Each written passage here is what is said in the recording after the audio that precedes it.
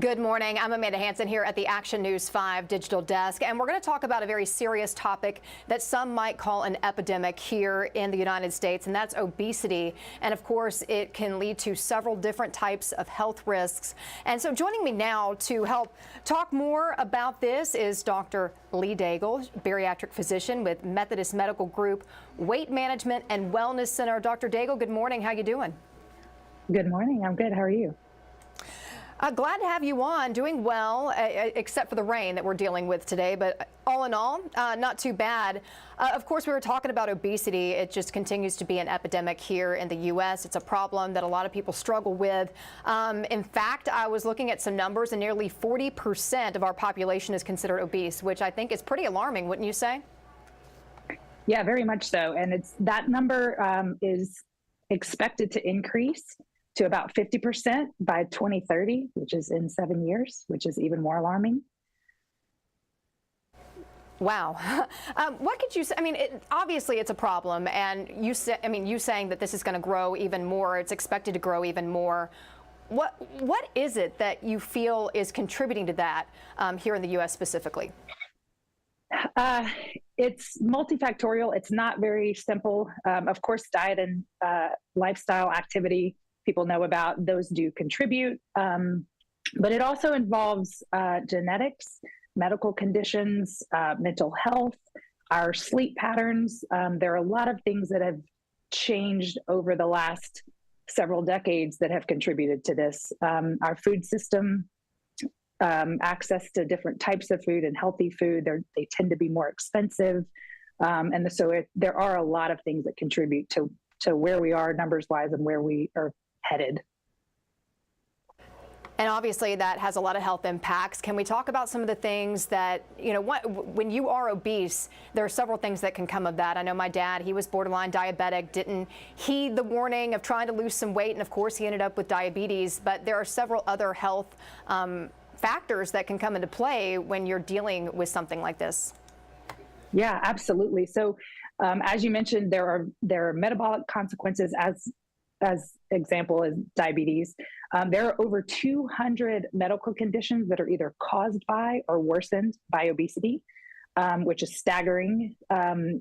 Several different types of cancers, including female cancers like breast cancer.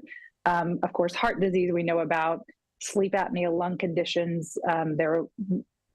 Obesity, the disease of obesity affects every organ system that you can think of, musculoskeletal, kidney, everything.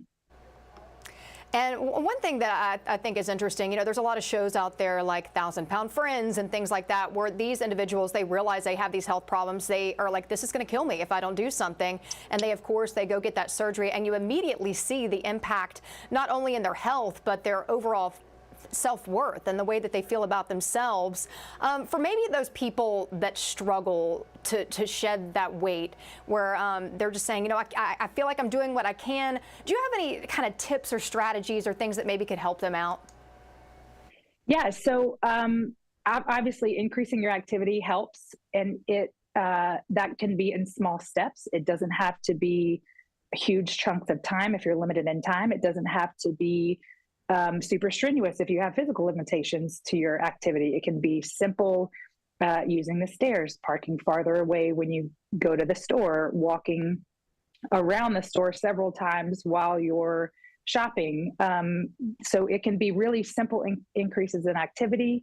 Limiting processed foods also helps, increasing your fruits and vegetables, eating them as naturally as you can get them. Those are all things that can help and can improve your health and your weight.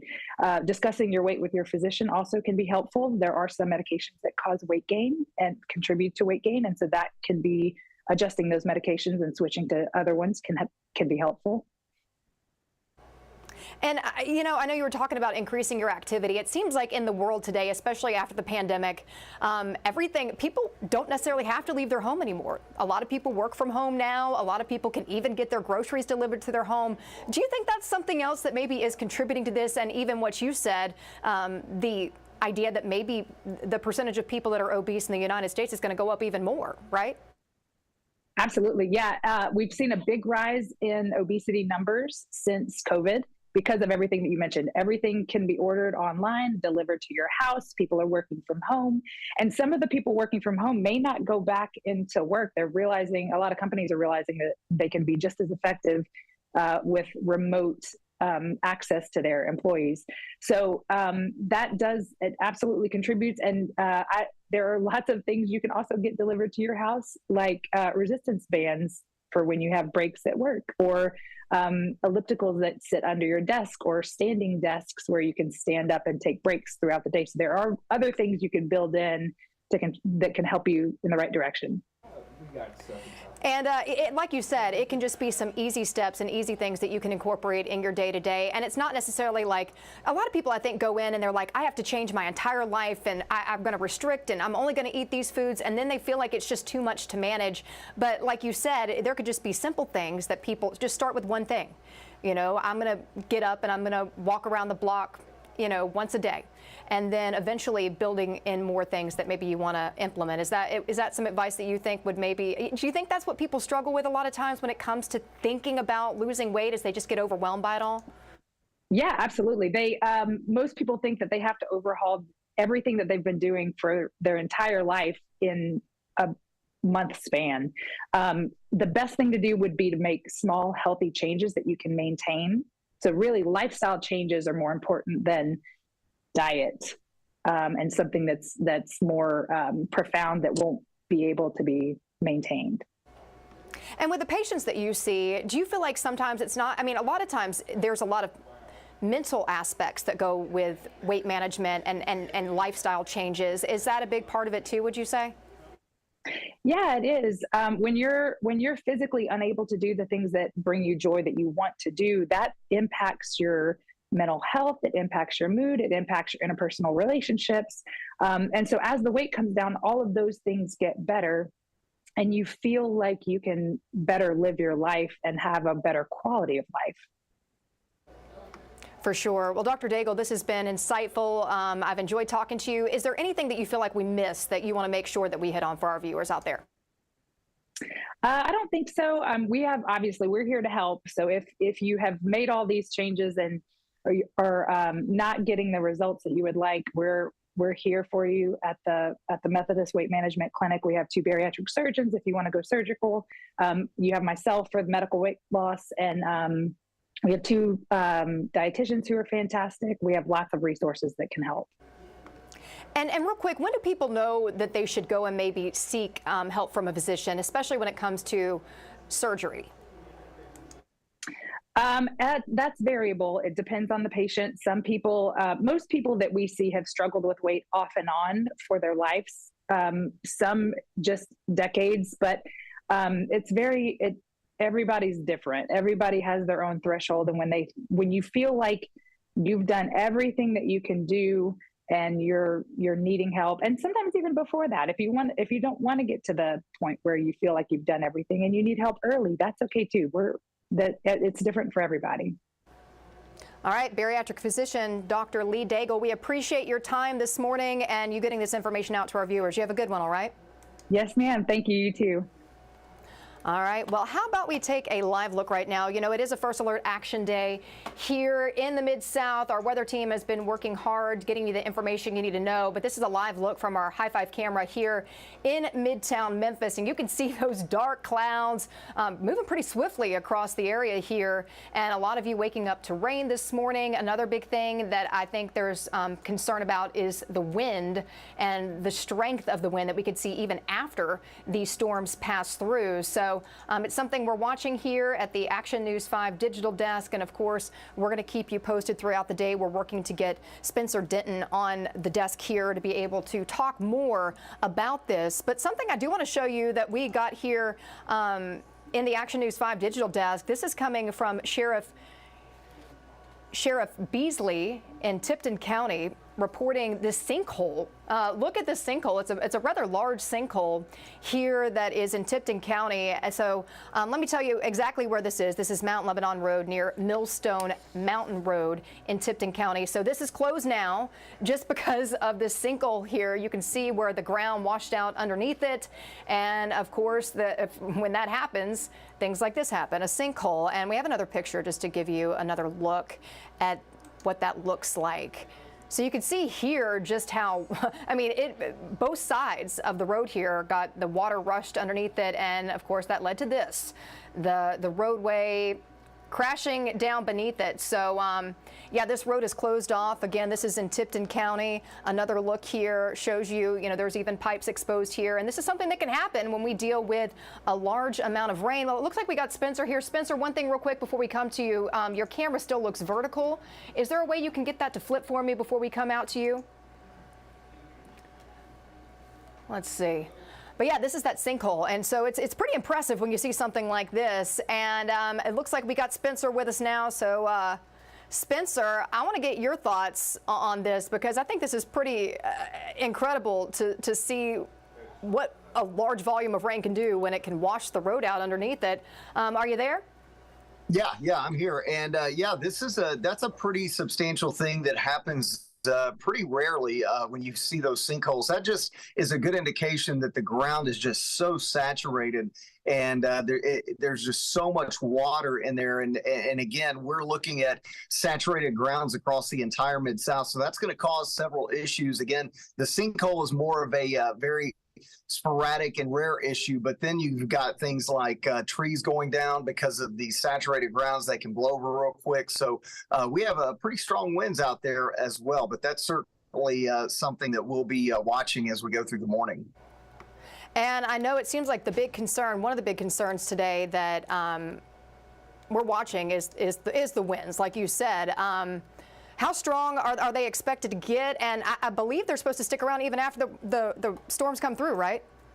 Yeah, that's right. In fact, the winds are going to stay up. We have a high wind warning that continues for much of the Mid-South as we go through the period. In fact, today is a first alert weather day, and I want to show you what's going on. We've had reports of flooding already. This is from Marion, Arkansas earlier. This coming to me from Mindy Rogers, sharing this with me on Facebook. And yeah, we've had substantial flooding in parts of eastern Arkansas because of the heavy rain. So you've got the heavy rain, we've got the wind, and then of course we've got the tornado watch that continues mainly to the east of Memphis now. So West Tennessee, Northeast Mississippi, you're not out of that tornado watch yet, but the heavy rain has really been a big story. This is right now looking at one of our SmartWay cameras. This is I-40 at Whitten right now, and traffic just going very, very slow because of the heavy rain, the gusty winds blowing the camera around a little bit. And again, Doppler radar shows that big wave of rain moving through right now. This is moving through West Tennessee. And really, this is it as far as rain and storms. We'll see a couple of showers, isolated spotty downpours here and there, but the bulk of the rain, the main line is moving through West Tennessee, really from parts of Jackson and then back toward Dyersburg all the way down to Oxford. So this is all east of Memphis now for the most part, and it moves out quickly. This stuff's gone by 10, 11 a.m. It's out of the area, just a few leftover showers, and temperatures actually fall as we go through the afternoon hours. But that high wind warning, that's why we have a first alert weather day. And again, it continues through 6 p.m. for a good portion, almost all of the Mid-South at this point. Now, wind gusts have been varying greatly across the Mid-South. We've seen a gust of 36 here at the station on Union Avenue. Latest gust 26 at the airport in Memphis. But look at that, 41 in Holly Springs. We've had some gusts as high as 43 in Brownsville. So definitely getting some of those higher wind gusts out there this morning. And as we go through the morning, some areas could see some gusts up to 50 miles per hour through 10, 11, 12 o'clock. Later this morning. And then as we go to the afternoon, even around 1 p.m., there still could be some 50 or so mile per hour gusts across Northwest Tennessee and Northeast Mississippi. And then finally, we're going to see that wind calm down just a little bit as we go into the evening hours. So the wind gust forecast, again, on average, 40 to 45 will be our higher gusts. as we go through the rest of the day. So just make sure you have anything outside if you haven't already tied down, and make sure you take care heading out and about. Of course, we're going to watch this as we go through the day. We could see some power outages as well, Amanda. So a lot to watch still for the rest of your Friday. Absolutely. Well, I know there's a weather cut-in that you'll have coming up, so I'm going to go ahead and wrap things up with you here. Maybe we could check back in with you a little bit later on at the desk if you're available.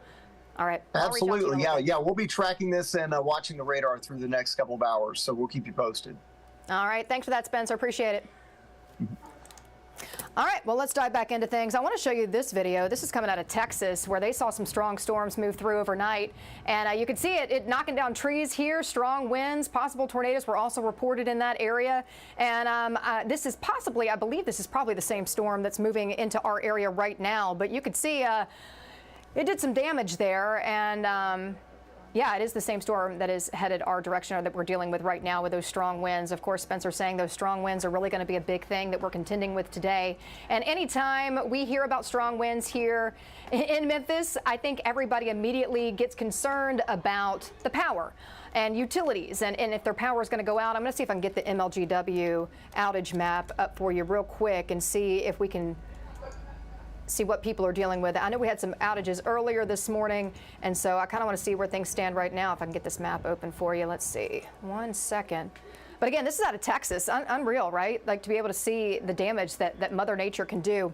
Okay, so I got our outage map here. So this is the MLGW outage map, and you can see right now there are 30 outages, and that's impacting just over 2,700 customers here in the Memphis area. You can see some of the areas that are experiencing the highest volume of outages, highlighted in the red here, right around Mount Moriah, Kirby Road, Quince Road, Winchester. So they're experiencing the highest amount of outages.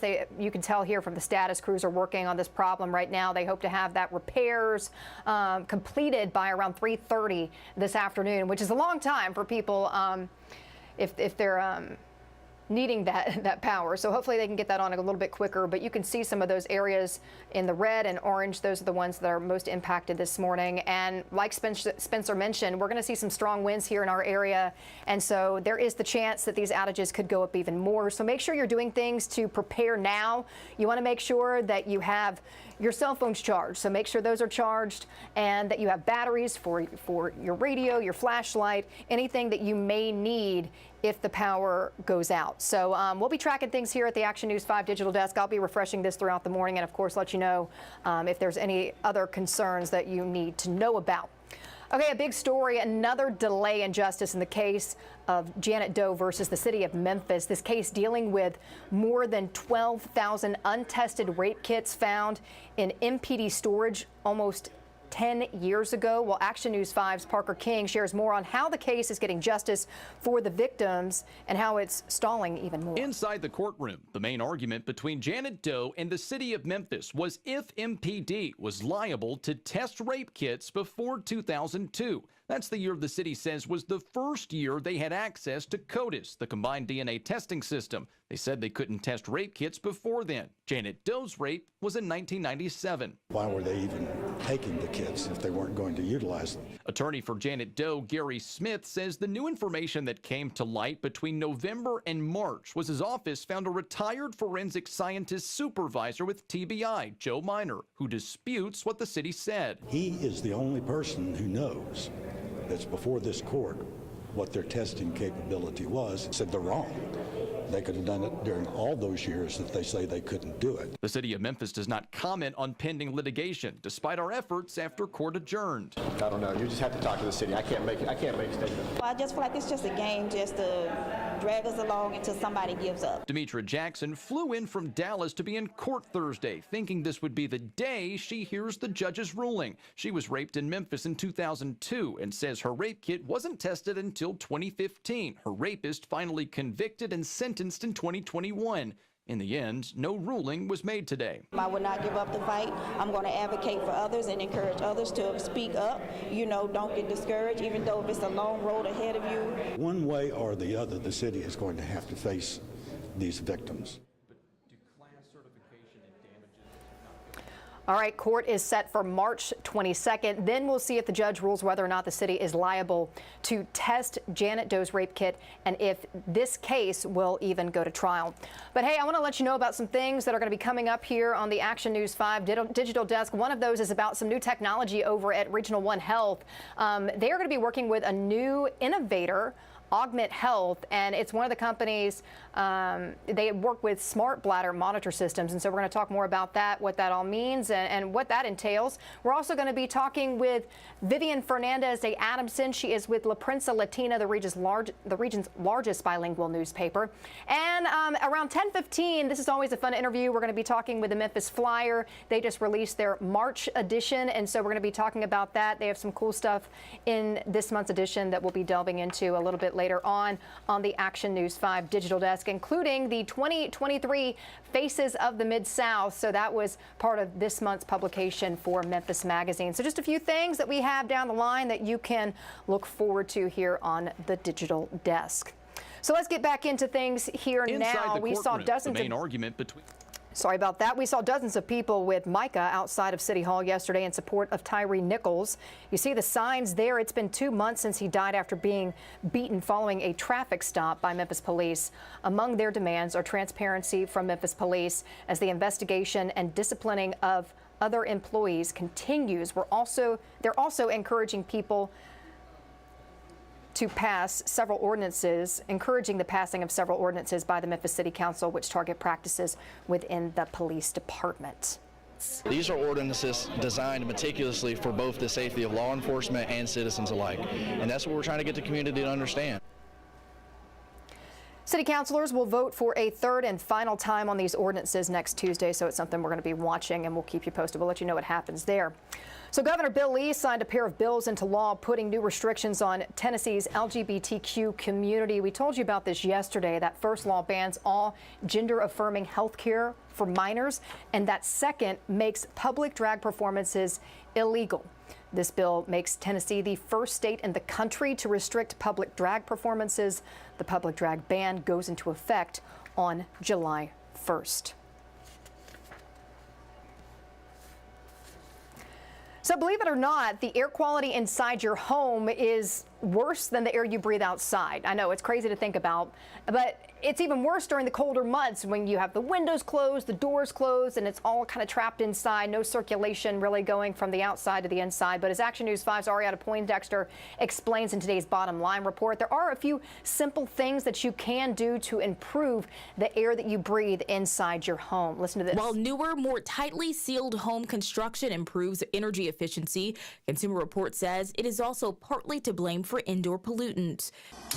Where are they coming from? Gas stoves, for one. Tests by Consumer Reports confirm they're a possible source of toxicity and are cause for concern. So what can you do? Think ventilation. Use your range hood every time you cook and open windows to get the fresh, clean air from the outside in.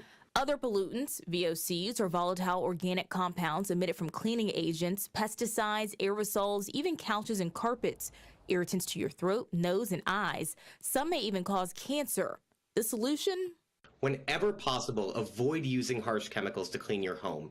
If you can't, again, think of ventilation. Open windows and doors.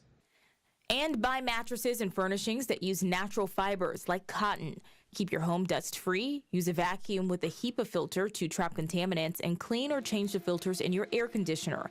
Air purifiers can also help. Allen, Winx, and Blue Air models earn top marks in Consumer Reports tests and will run between $275 and $741. You'll likely smell our next pollutant, mold.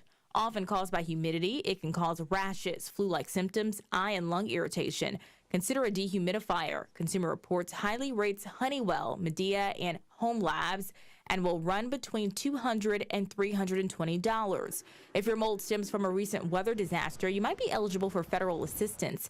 Check out this website for details. And that odorless, colorless, sometimes fatal gas, carbon monoxide, install a detector on every level of your home and outside each sleep area. Consumer Reports also recommends checking for radon, a radioactive gas that can seep into your home from water and soil. And if your house was built around 1980 or before, check for asbestos and lead. You may want to work with a professional to see what options you have to make sure your home is safe. With our Bottom Line Report, I'm Ariana Poindexter, Action News 5. Okay, switching gears right now, the value of a second opinion. Boy, that is such a value. You can't put a price on that. And it doesn't matter what you're doing, whether it's getting a value for a piece of work that you need done at your home, or something with regards to your car, for example. Or what about your health? Getting a second opinion on your health is so important. And I want to talk to Dr. Peter Rasmussen about the value of second opinions this morning. Dr. Peter Rasmussen is on the Action News 5 digital desk. How are you, Doctor? Hey, good morning. Good morning. So let's talk about the issue. We're having some audio problems or video problems with one of the patients we were going to talk to, Sally Schuler. But I want to talk to you about how important it is to get a second opinion. It feels like in any kind of field, but specifically in the health field, right? Yeah, medicine is very complex these days, and there's an enormous amount of data and research that happens all the time. It's estimated that the health knowledge doubles every 30 days. Physicians can't possibly keep on top of all of that. And it's very important, if you're facing a serious health problem or you have a chronic disease, to seek out the best expert you possibly can who has the deepest knowledge about your particular condition. Frequently, patients find the best doctor locally. But occasionally, if you have a question in your mind about how you're doing with your care, or are there other options to treatments and major surgeries, it's worth getting a second opinion from an expert who's got deep knowledge in your particular concern. I should mention, Dr. Rasmussen, you're the Chief Clinical Officer at the clinic by the Cleveland Clinic. And I understand the Cleveland Clinic did a heart health survey, and there were some key findings out of it. Can you speak a little bit about what those key findings were? As you know, the Cleveland Clinic has been ranked #1 in cardiac care in the United States for more than 25 years now, and we put a lot of emphasis on cardiac care. We recently surveyed over 1,000 Americans to take a look at eating habits of folks principally in the Cleveland area, but also nationally. And we found that there was about a third of the patients who even had significant cardiac disease that were not knowledgeable or were not able to follow a heart-healthy diet. And more than 40% of patients were not doing appropriate exercise for their cardiac condition. Patients cited the cost of healthy food as being one of the major barriers to pursuing a heart-healthy diet. Yeah. So, Doctor, this is the key findings are interesting. It was the cost of healthy food, biggest barrier to eating healthy. Fast food diet is, some Americans think that is healthy. And then you have some with, heart disease or a family history of heart disease. They struggle to eat healthy in social situations. And most Americans misunderstand how much diet affects losing weight more than exercise. Did any of these key findings surprise you? Not really. I see this every day in my practice. As you know, obesity is a significant problem in the United States and around the world. And most patients tell me that they have trouble exercising for a variety of reasons and can't lose weight. For any of us who've been successful in losing weight, the thing that's most obvious is actually what your diet is and not how much exercise you're doing.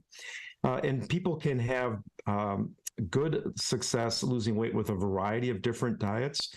A Mediterranean diet is very good for heart health. If you're looking to just lose weight and you've got general good health otherwise, folks can have a good success with ketogenic diets or so-called carnivore diets, ones that are designed to really lower the amount of carbohydrate or energy that you're putting in your body. I think it's important to identify the kind of diet that works best for your health concerns and your particular metabolism. In my particular practice, I find that men do quite well with low carbohydrate or ketogenic diets, and females in general don't do quite as well as men do with that one. But that can lead to significant weight loss in a short period of time.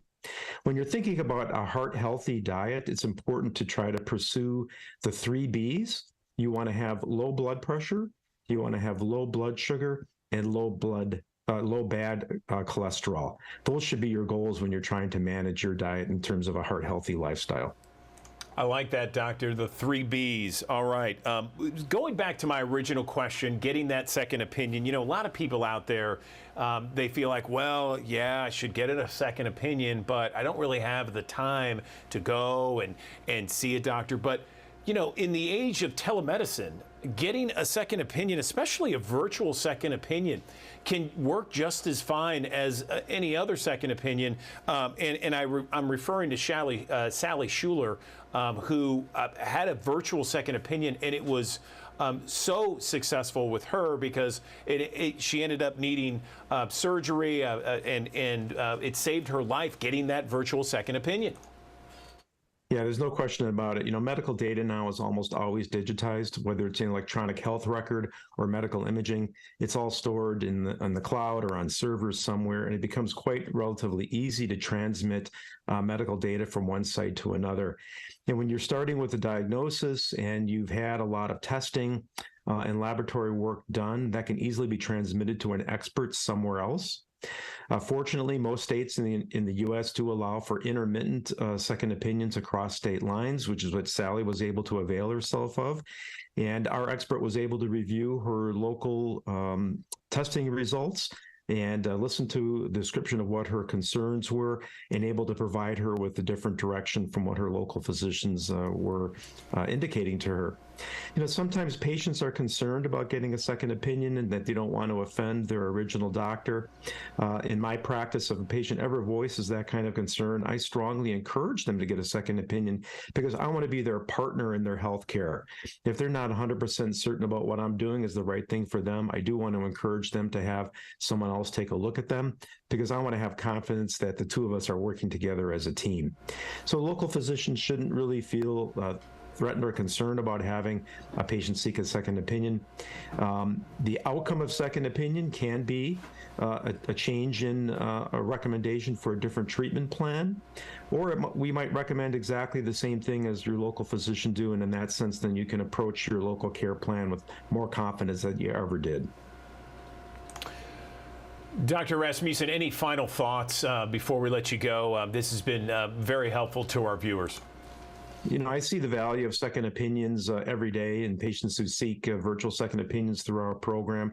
I think, generally speaking, patients do not get second opinions often enough.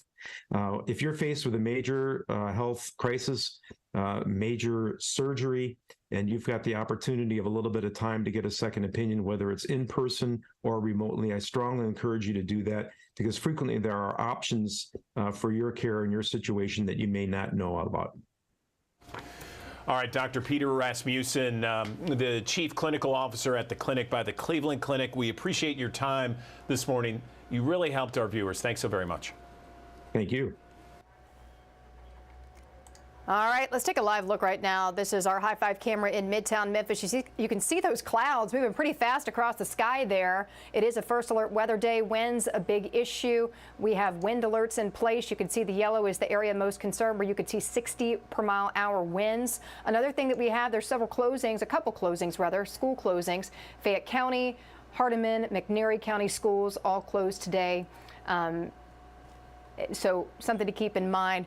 We're also tracking outages, MLGW outages. Let me see if I can refresh this outage map. There was one area around Winchester that was dealing with some major outages this morning. You can see that area in the red, more than 1,000 customers impacted. And this area here is expected, the power is expected to be restored. At least they have crews out there working on it right now. This area in red, they're hoping to have that restored by 3:30 this afternoon. We're hoping that it will be earlier, but again, with the strong winds we're expecting today, that wind advisory, the area, let me pull up this map again, this area that is in gold right here is where we could see 60 per mile hour winds at the highest.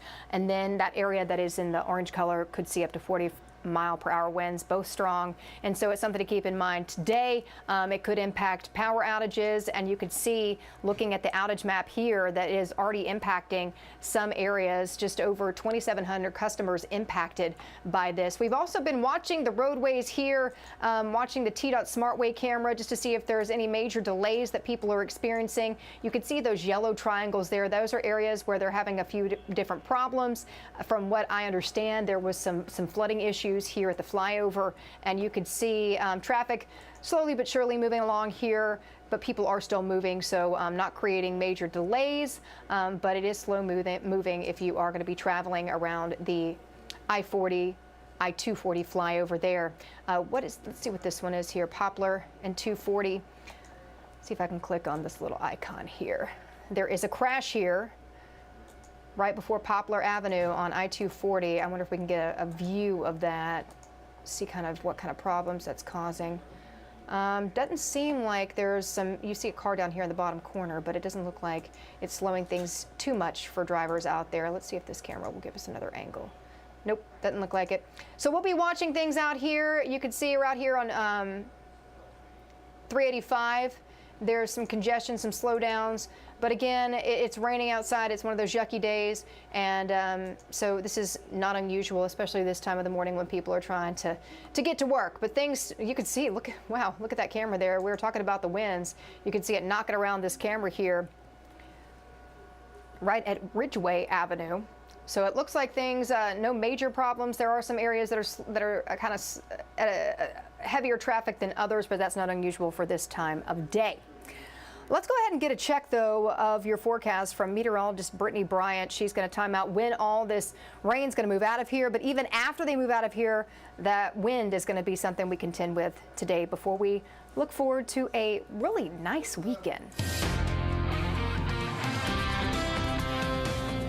Hey, good morning. Today's a first alert weather day, at least for your early morning hours, because we're tracking that threat for severe weather. We have a high risk for heavy rain to result in flash flooding. Also, damaging wind gusts will be possible even after the rain stops. We'll still have strong winds on the backside of a low pressure system. Unlikely for you to see hail. I can't completely rule out some small hail and a few storms. There's a low tornado threat. We're still monitoring that potential, which is why some areas are still included in a tornado watch. That means tornadoes are possible. No warnings. Once you get that tornado warning, that's when you go into your safe place. But we have that until 8 a.m. for a few counties in eastern Arkansas. Shelby County, 1 p.m. would be the time frame for areas like Hardeman, McNary, Alcorn, and Tippah. I'll be honest with you, it looks like rain's going to completely end around 10 or 11 a.m. So I think it's unlikely that we'll still see that continue through 1 o'clock. It'll likely expire well before that. But just wanted to let you know what the Storm Prediction Center has for that watch right now. So we'll keep that chance for storms in the forecast through at least 8:30, 9 a.m. in Shelby County. This is 8:30 here on First Alert Futurecast.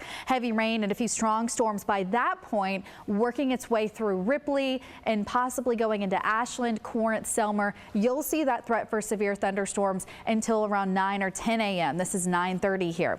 After the morning, no longer seeing that threat for severe weather. So we'll probably end up expiring that First Alert weather day at some point this afternoon. This is noon today. Rain's gone. You may still have some clouds, and I can't completely rule out a stray shower late afternoon, early evening, but most of us stay dry the rest of the day. So like I said, that system pushes out. And then you see those winds kicking up with that low pressure system. Those wind gusts around 9:30 this morning could be 50 miles per hour in Memphis and Marks, about 40 to 50 miles per hour as we go through the early afternoon. Noon today is when I believe those winds will be strong, especially over towards Bolivar, Brownsville, Dyersburg, Blytheville, Ripley, Tennessee, as well as spots like Covington. You could have 50 to 60 mile per hour winds. And even in Shelby County, we'll still have those strong winds in place as we go through this afternoon.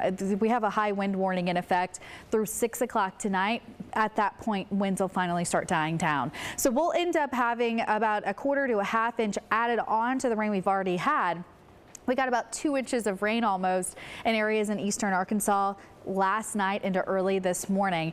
And just for the month of March, which this is March 3rd, so over the past few days, we've had about 2 inches of rain in Memphis. And again, we're going to add on to that this morning with all that heavy rain. The highest temperatures we'll have all day are occurring this morning as that cold front works its way through.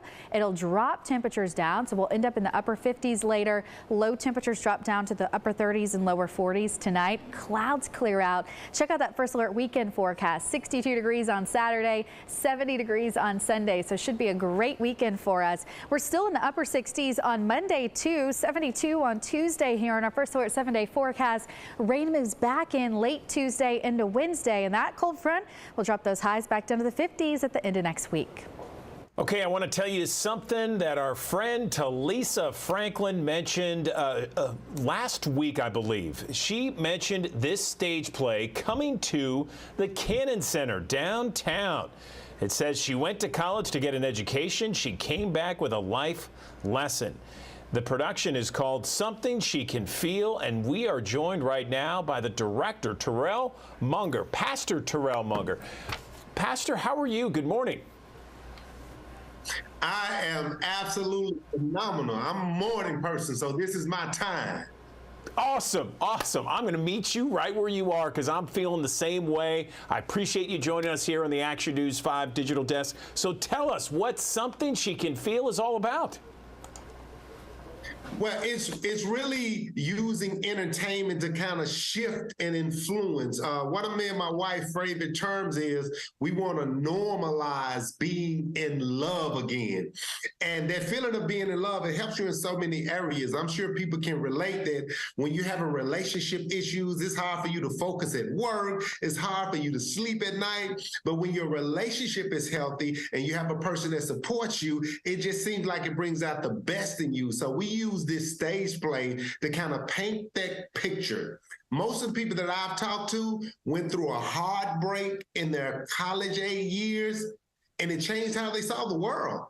Some of them never even recovered, and they don't trust men or they don't trust women. So we use this stage play. It's funny, it's entertaining, but it's a therapeutic point to look at where you are in your heart so you can fix your relationships.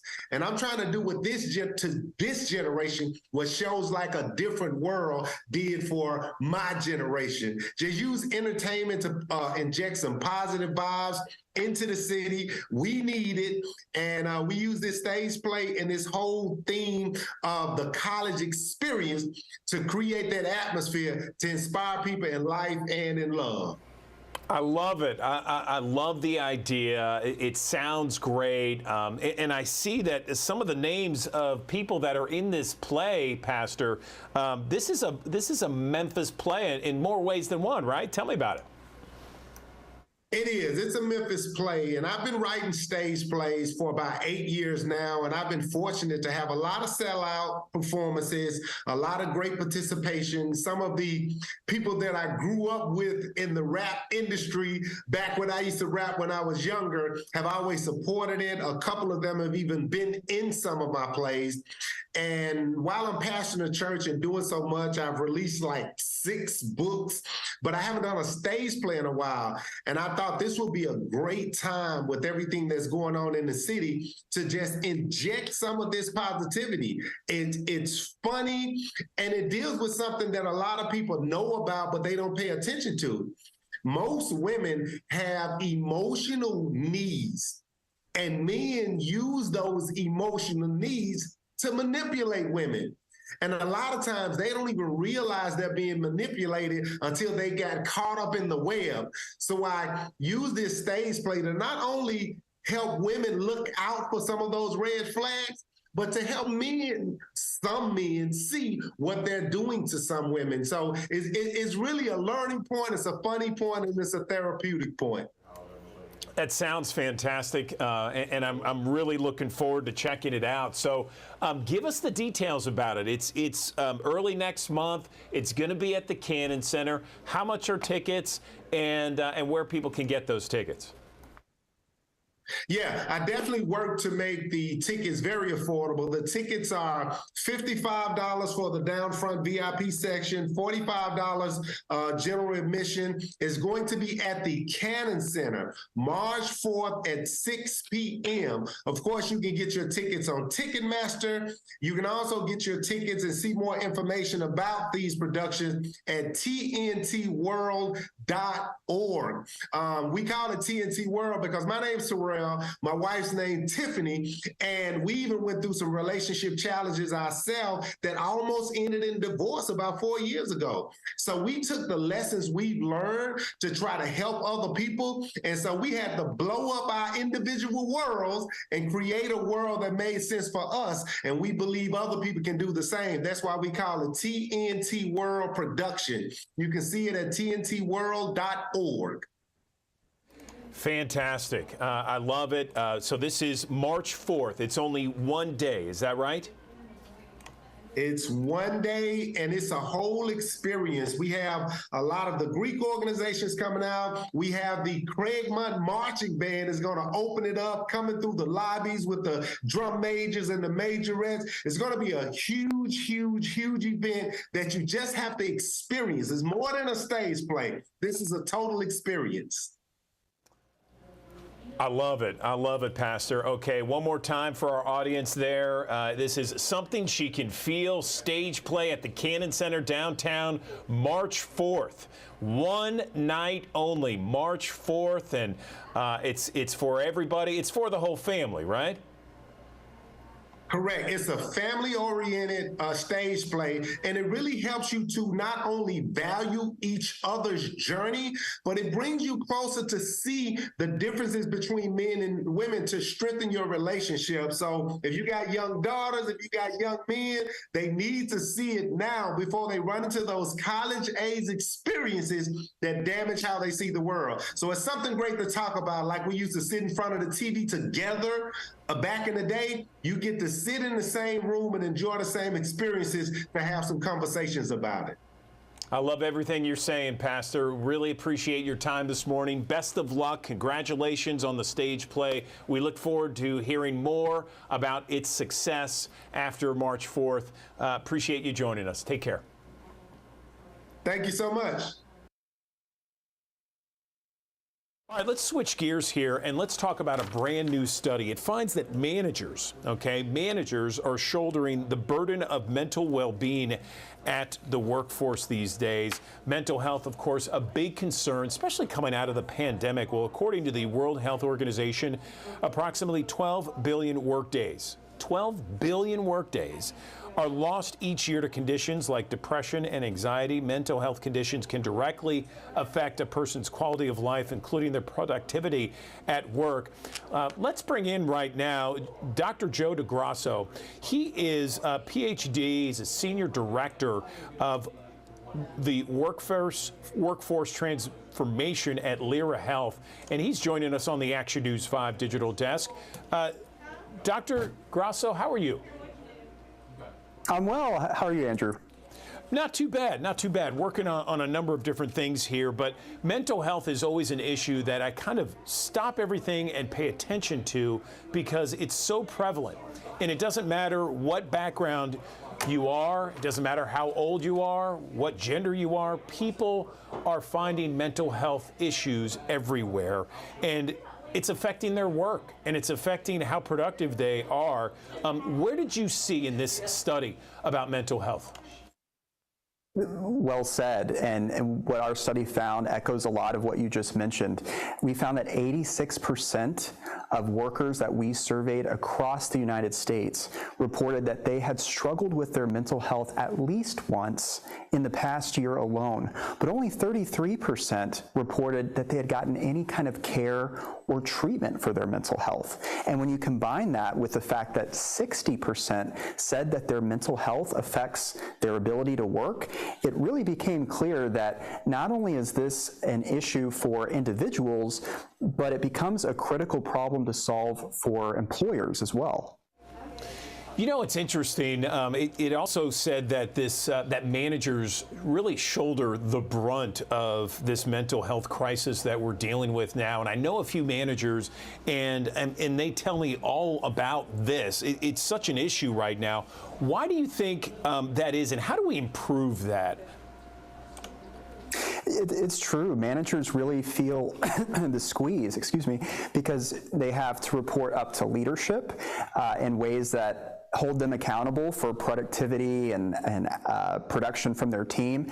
But they're also answering to a team of employees that are more attuned to mental health than ever, and recognize that a manager holds a lot of the cards when it comes to curbing risk of burnout and work-related stress. And so what managers need from their employer are more resources around how to recognize when work might be causing distress or mental health harm to teams, recognizing when an employee might need a referral to a mental health benefit or resource, and also recognizing that they need tools to lead teams in ways that create mentally healthy work cultures.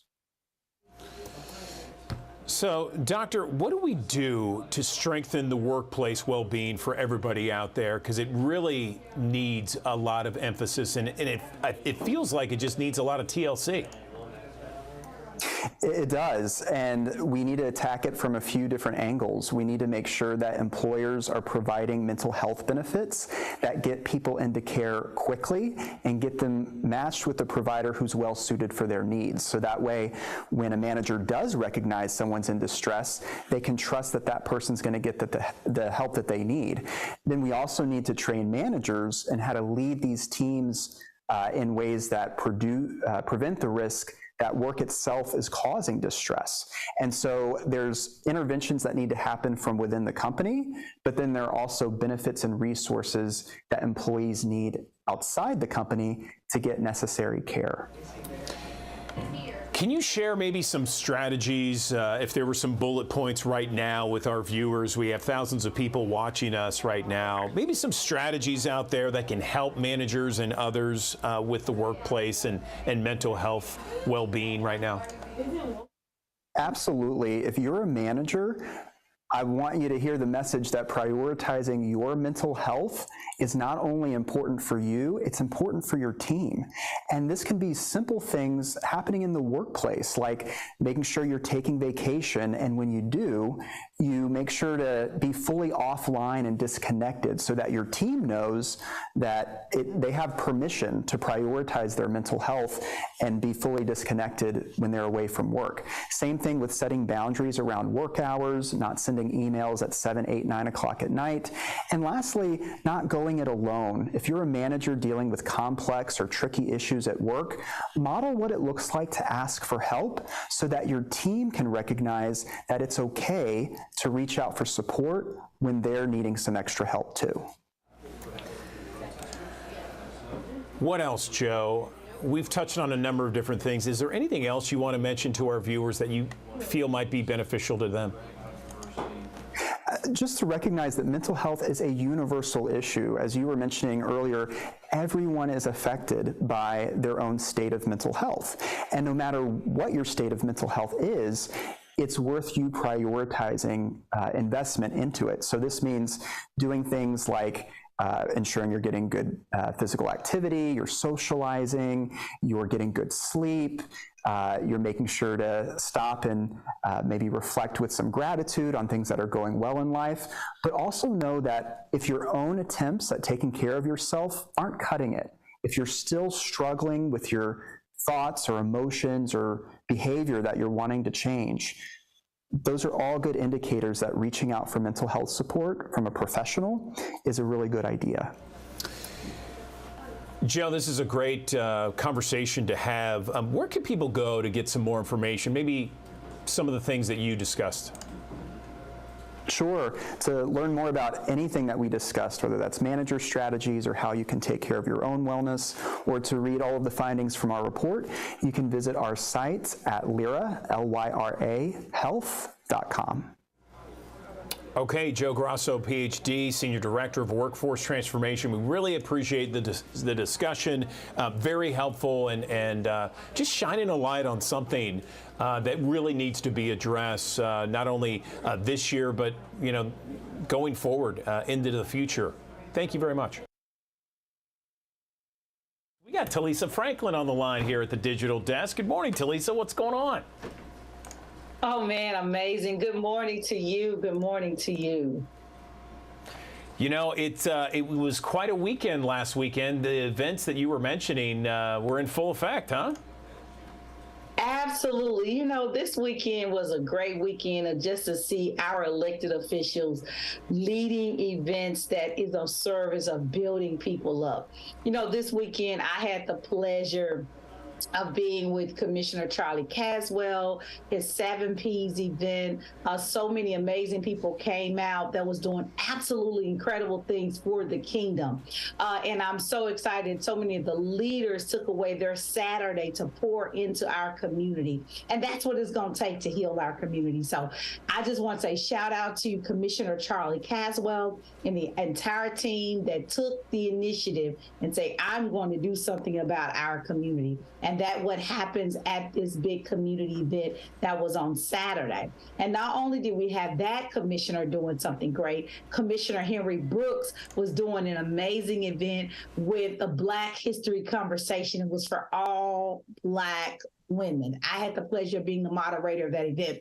And that event was able to address issues that only women, we can talk through them and work through them and see how the women are progressing. And then you had an opportunity to see 14 elected officials that were women on a panel share their journey. When I tell you the journey was amazing, you saw how women were able to let their tears out, to let their voices be heard. And even for the women that was in the audience, they even felt the feeling of, yes, this happened. We're having a good time. Some things didn't feel well, but because of women, we are tenacious and we don't give up. And so shout out to every one of those elected officials that came out on a Saturday, the females and the males. That was a Charlie event. And it just makes me feel good to say we have these newly elected county commissioners that just came in, Commissioner Henry Brooks, Commissioner Charlie Caswell. They put on 2 stellar events on one Saturday that benefited the whole Shelby County. So shout out to the commissioners and to their commissioners that supported their events. Shout out to them, because it just shows me a person that we have a Shelby County Board of Commissioners that truly works together, that love each other and love to see the good of our city and county come together as one. And so listen, just shout out to them. And then I wanted to make note, because of those commissioners, our young people are about to end school and there's so many opportunities. And I want to bring up an opportunity for the Democratic women that is actually given a scholarship, and you have until the end of March. So parents, I am asking you to reach out and get the information. You can check my personal page. There is a scholarship that's happening, and we want women to make sure they apply for that. These young ladies have so many great opportunities in life, and we would just want to make sure that we're helping them. And then, of course, don't forget the HBCU experience on next week. Shout out to Corey Allen, Larry Dotson Jr., and the entire team that's put together with over 35 HBCUs to come to Memphis to offer great opportunities for our children to get a higher education. So it's just a great day, Andrew, I must say, of all the great things we have going on in our city. Do you ever take a day off, Talisa? You are always working, girl. You know, I get joy of working, helping others, and serving people. I do take off. I'll sit down and cross my legs and just enjoy life and reflect. And half the time I'm saying, okay, now what can I do to make somebody else's life better? And I just believe, Andrew, God has put us on this earth, not for us to just be engulfed in self-indulgence of ourselves, but to be a blessing to others. And that's what I enjoy, seeing people's lives blessed. God blesses you so you could be a blessing to others. Talisa Franklin, I love it. Absolutely. I love you and love everything that you're doing. Thanks so much. All right. Thank you now. Bye-bye.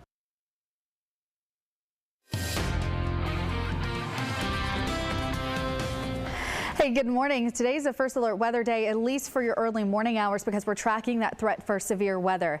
We have a high risk for heavy rain to result in flash flooding. Also, damaging wind gusts will be possible even after the rain stops. We'll still have strong winds on the backside of a low pressure system. Unlikely for you to see hail. I can't completely rule out some small hail and a few storms. There's a low tornado threat. We're still monitoring that potential, which is why some areas are still included in a tornado watch. That means tornadoes are possible. No warnings. Once you get that tornado warning, that's when you go into your safe place. But we have that until 8 a.m. for a few counties in eastern Arkansas. Shelby County, 1 p.m. would be the time frame for areas like Hardeman, McNary, Alcorn, and Tippah. I'll be honest with you, it looks like rain's going to completely end around 10 or 11 a.m. So I think it's unlikely that we'll still see that continue through 1 o'clock. It'll likely expire well before that. But just wanted to let you know what the Storm Prediction Center has for that watch right now. So we'll keep that chance for storms in the forecast through at least 8:30, 9 a.m. in Shelby County. This is 8:30 here on First Alert Futurecast. Heavy rain and a few strong storms by that point,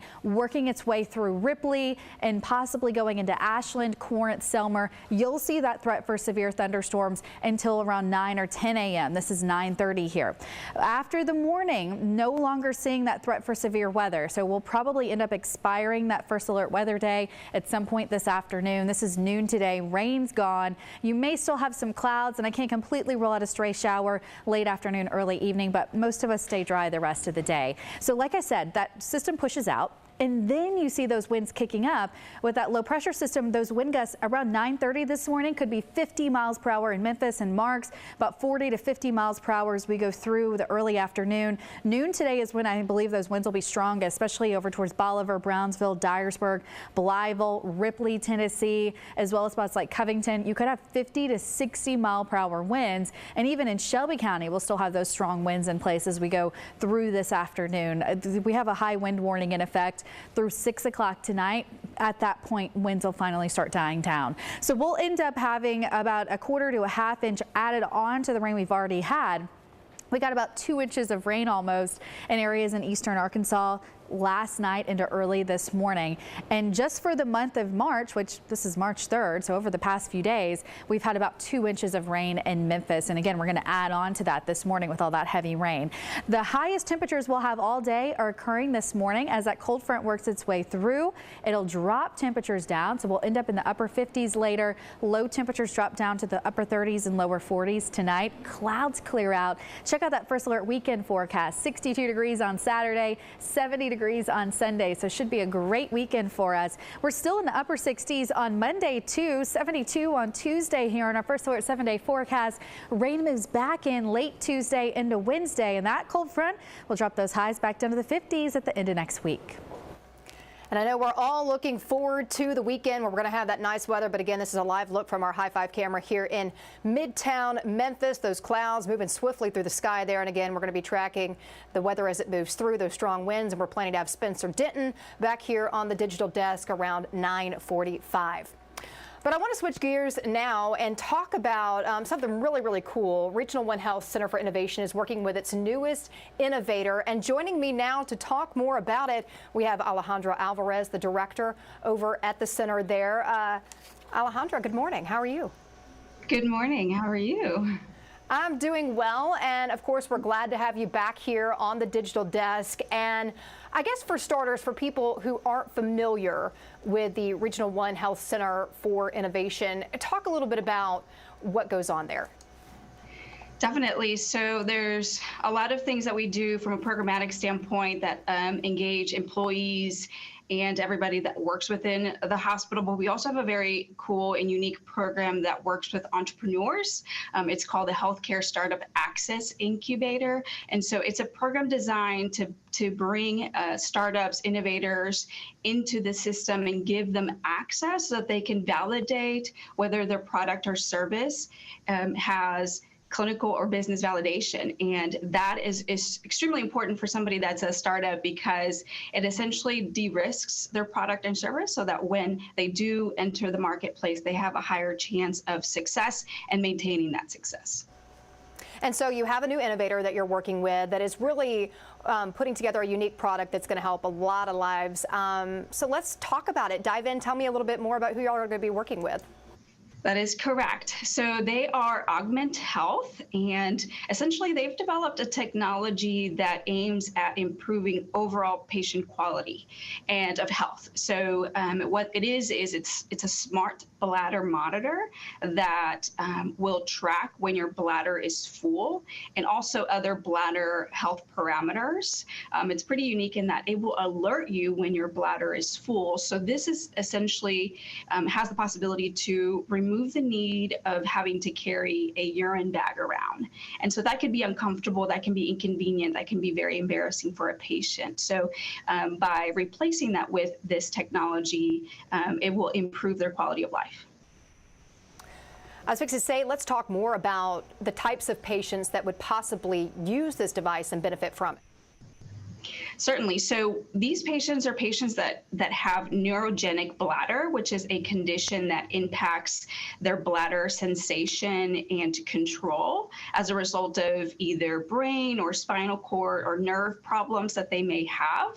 And so essentially they lack the ability to know when their bladder is full or have that natural organic ability that you and I would have to know when to use the restroom and things of that nature. They have lost that. So that's why this is so important for them.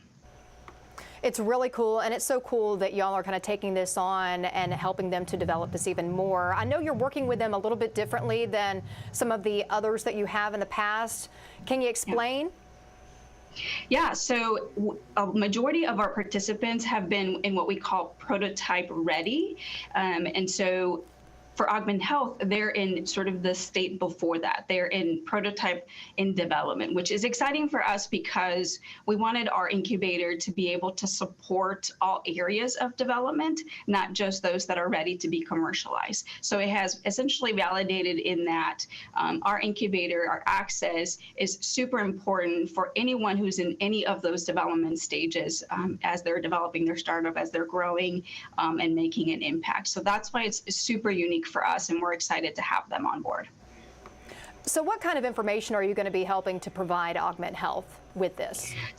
So as you can imagine, some of these innovators are essentially addressing a very key problem, and sometimes they don't come from healthcare. They don't have a healthcare background. So having access gives them the opportunity to understand how healthcare makes decisions. And so it's as simple as understanding the procurement process, the materials management process, the billing process, and obviously very particular to their use case. And so how does that work? And all of that information influences their commercialization strategy. It influences their prototype design. So we will be working with them by providing them both business and clinical validation. So what that means is we will be able to exchange, or they'll be able to see and get feedback from both the business side of the organization as well as the clinical side of the organization. So will this product be used with any patients? So their product is in prototype in progress, so it's not ready for patients to use it. However, they will be working, like I said, with business and clinical teams. And so what that means is that they'll be getting feedback directly from clinical teams that have direct access to patients with this type of conditions. And so that feedback will be basically from providers, nurses, or any clinical staff that works directly with those patients, which is still valuable. Even if the patient can't use it at this time or is not able to use it, they'll still be able to provide that feedback, which will still influence their prototype design as they move forward with the patient perspective and need in mind. It's so cool, the work that y'all do over there. And I remember having you on the digital desk before, just talking about what the Center for Innovation was. And so I appreciate you coming on. If people want to go and find out more about what Regional One Health Center for Innovation does, where can they go to find that information? Definitely. And we thank you guys for giving us an opportunity to share this exciting news. People can go to innovation.regional1health.org. We have a whole website dedicated to the work that we do. They can contact us through there. And there's also a series of previous projects and things that we like to share with our audiences that they can learn more about. Super cool, and I love to hear about this new innovator, Alejandra Alvarez, director over at Regional One Health Center for Innovation. I appreciate you taking time out of your day to talk about some of the great work y'all are doing over there. Thank you. All right, let's take a live look at our High 5 camera here in Midtown Memphis. You know, it is a first alert weather day, and so we are really paying attention to the skies, and you can see those clouds moving across the area, and it's been kind of a gloomy day out there. We've been seeing a lot of issues that people have been experiencing. One thing that has been an issue is flooding, and we had gotten some reports from the National Weather Service about Crittenden County, Arkansas, dealing with some significant residential flooding in that area. Some areas seeing around 2 to 3 feet of water. And we actually, one of our photographers, Parker Nelson, was able to capture this photo right here, and you can see this is on Colonial Drive, and you can see how high that water is there. It's covering a lot of this, what looks to be a skateboard park. And so, yeah, high water being reported in the Marion area, also flooding on MLK Boulevard, several areas there. And that's also in Marion, near Marion schools. So that's something we're watching here. Another thing that we got this morning, it was Tipton County Sheriff Shannon Beasley had posted some pictures of a sinkhole that popped up in their area. So this is wild looking. So yeah, there was a sinkhole here, and let me see if I can find my paper with the specifics as to where exactly this is. I know it's on our website. So this was Mount Lebanon Road near Millstone Mount Road in Tipton County. And so this road is closed now because the roadway was washed out underneath it. And I have a wider picture that gives you a better perspective. Look at that. Isn't that wild? You can see right in the middle of the road where it's cracked. It has a hole in the middle of the road, and then either side it looks like something took a bite out of them. But it was just the ground underneath, the mud washed out underneath that road, and this was the cause. So if you travel this road, you're going to want to find another way because you're not going to be able to get down it. It's closed, and that's according to Tipton County Sheriff Shannon Beasley this morning. We also have a picture that was sent to us from a viewer, and look at this. Look at this lightning. Pretty wild. Captured across the sky, the Memphis sky last night. This is from her home in downtown Memphis. She sent it to us. It's on our website now. It's also on our Instagram page if you want to check that out, share it. But a crazy picture, and to time that out where you caught that just right, pretty wild. But again, this is a first alert weather day, and so we want to make sure we keep you informed with what's happening. And we're going to have meteorologist Spencer Denton on the desk with us a little bit later on this morning. The biggest concern, from what I understand, is going to be the wind. Expecting some really strong winds in the city of Memphis today and across the Mid-South, in Mississippi and Arkansas. I know several areas in Arkansas dealing with flooding. We showed you that flooding in Marion, where that skate park, let me get that picture back up for you. The skate park flooded here. I also heard several reports for people that live further into northeast Arkansas, Hardy, Arkansas. A lot of roads flooded there in Sharp County. And so Arkansas really feeling the brunt of the volume of rain that we've been seeing over the past couple of days here. But we are looking forward to a nice weekend. And as I was mentioning, the wind going to be the big issue today in our areas. Parts of the Mid-South could see 60 per mile hour winds, which is really, really strong. And anytime you hear something like that, you think, oh my goodness, is my power going to go out? Because a lot of times if you think the wind's going to blow, the power will go out in some areas in the city of Memphis. Well, this is a look at the outage map, the MLGW outage map. There's 29 outages being reported right now. Just under 27 customers affected by this. So a majority of the customers still do have power. You can see 99.37% of the customers still have power, but those without it aren't happy this morning. And you can see one of the areas of the highest impact is over here, right around Kirby Parkway, Mount Moriah, Quince Road, Winchester. More than 1,000 customers impacted, so that's where the majority of the outages are coming. There's also those areas highlighted in orange that are seeing some significant outages in Cordova, around Dexter Road, Berry Hill Road. Those neighborhoods dealing with some outages this morning, and you know, it could be a couple of hours before that power is restored. So if you have power right now, you are lucky. Make sure that you have your cell phones charged. You're taking steps to be prepared in advance if you do lose power a little bit later on today. And like I mentioned, we're going to have meteorologist Spencer Denton here joining us on the digital desk around 9:45. So about a half hour from now, he's going to give us the latest update on what's going on and when we can expect things to get a little bit better here in the Mid-South. Now, I want to let you know a warning for any parents considering in-home daycares. One couple is sharing their story, so you know what to ask. It comes after their own child suffered second and third degree burns at the home of his daycare provider. So just horrible. And they want to make sure to let you know, just so you can take the right steps you need, ask the right questions to make sure that you know your child is going to be safe in that care provider. Their son is doing better now from what we know, but his family is still paying thousands in medical bills. And consumer investigator Rachel DePompa finds out how you can keep your family safe from a daycare dilemma. What book do you want, Bubby? 2-year-old Luke Herring loves story time. Wherever, every day I love you, and I will always love you. His family is just hopeful he won't remember his story from when he was just 18 months old. He was screaming bloody murder. It was a horrible scene. Marianne and David Herring both work and needed flexible childcare for little Luke. They were running up against what many of us face: limited space at daycare facilities and the high cost. More than $10,000 each year. That's the staggering average price families pay for childcare.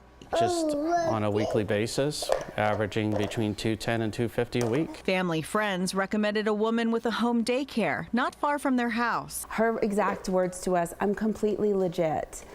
And because she was a family friend, because my neighbors knew her, I just didn't question any further. On February 8th of 2022, the Herrings got the call no parent ever wants to receive. While the caregiver was making muffins, Luke burned his hands on the inside of an oven door.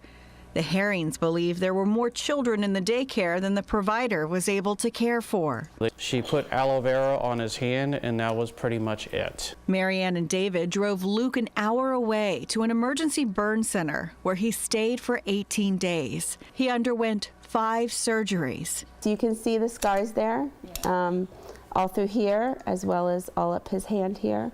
The family would later find out their provider had no insurance and was not licensed with the state. Would you use a home daycare again? No. No, never. In every state, the rules to inspect and regulate daycares are different. Some states require home daycares to be licensed, some do not.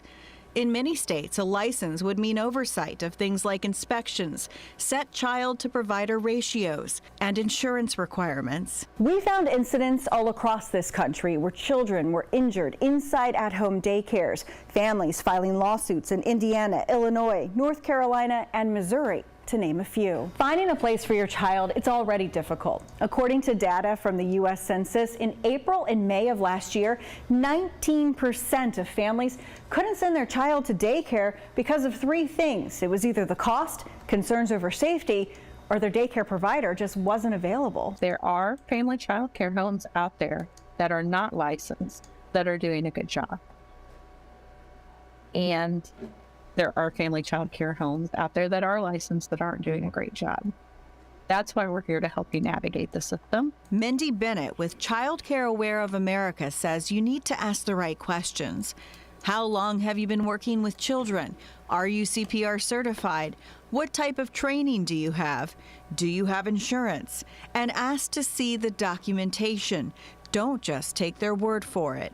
She also says tour the facility or home and trust your gut. Pay for a background check. Look up a provider's license. Go online and read their ratings, reviews, and inspection reports. The dinosaurs say. Luke is doing much better now. The Herrings want other families to learn from their story. It will forever haunt me that I didn't ask the right questions. For Investigate TV, I'm Rachel DePompa. So in Tennessee, the average cost of an infant in a family child care in 2021 was $7,518. So healthcare or child care rather, just so expensive. I know my sister pays a lot for her and her 2 sons to go to daycare. So yeah, something to pay attention to for sure. So some newly released surveillance video from the Nashville District Attorney's Office shows the final moments of Gershon Freeman, an inmate in a 201. An inmate at 201 Poplar who died in custody. Action News 5 Stephanie Douglas has reaction from his family. We want to warn you that this video, it's definitely hard to watch. I feel they did my son wrong. During mealtime inside the Shelby County Jail on October 5th, this muted surveillance video shows 33-year-old Gershon Freeman lunging from his cell, naked towards officers. One officer pepper sprays him in the face as he fights him off. Then others rush in to subdue him. They never try to subdue him to get him in the hip. The footage goes on for more than 10 minutes. It shows Freeman wandering naked, bloodied and bruised across multiple floors of the jail, while officers make attempts to take him back in custody. Civil rights attorney Ben Crump represents Freeman's family. He said in part, the newly released video footage is visual evidence that at least 10 officers brutalized and beat Gershon to death while he was naked and clearly suffering from a mental health crisis. George Burks, Gershon's father, says he wants the officers seen in the video punching, kicking, and pepper spraying his son punished. They just came out and just started beating him, and they beat him to death. The video shows jailers were finally able to put Freeman in cuffs. According to the autopsy summary, Freeman suffered cardiac arrest while he was restrained. The summary indicates that CPR was administered. We did not see that on the video released by the Nashville DA's office. Freeman's death was ruled a homicide in that summary. I would like to see them officers brought to justice. In Memphis, Stephanie Douglas, Action News 5. And Shelby County Sheriff Floyd Bonner released a statement saying in part these corrections officers deserve a fair review in this case, and I will wait for additional information from the TBI and investigating DA before taking any further administration action. Andrew Douglas here in the Action News 5 digital desk. Let's talk about education in the state of Tennessee. And from what we understand, Tennessee House Speaker Cameron Sexton floated the idea of the state rejecting federal funding for K-8 education. He wants to free up Tennessee schools from various federal rules and restrictions that go along with accepting these dollars. Right now, the state of Tennessee gets about $1.8 billion annually from the federal government for K-12 education. And the Tennessee House Speaker says the state has had enough revenue to cover any difference, but does a shift like that certainly would mark a major change in how Tennessee funds education. Let's talk more about this with Marta Aldrich. She is a reporter with Chalkbeat Tennessee, State House reporter there. Marta, glad to have you back on the digital desk. How are you? Thank you. Very well. Good. So $1.8 billion, that's a lot of money for Tennessee to forego. Tell us, is this actually feasible, and what would it mean? So, well, first of all, I want to say Speaker Sexton, people have asked me if this is a serious proposal, and Speaker Sexton says he is serious. In fact, his words to me were, I absolutely think we should do it. But he added that he wants to start a conversation about the idea, and that it doesn't mean that Tennessee should make this kind of massive shift this year. And spokespeople for Governor Lee and for Lieutenant Governor Randy McNally have also indicated that their offices are open to exploring the possibility.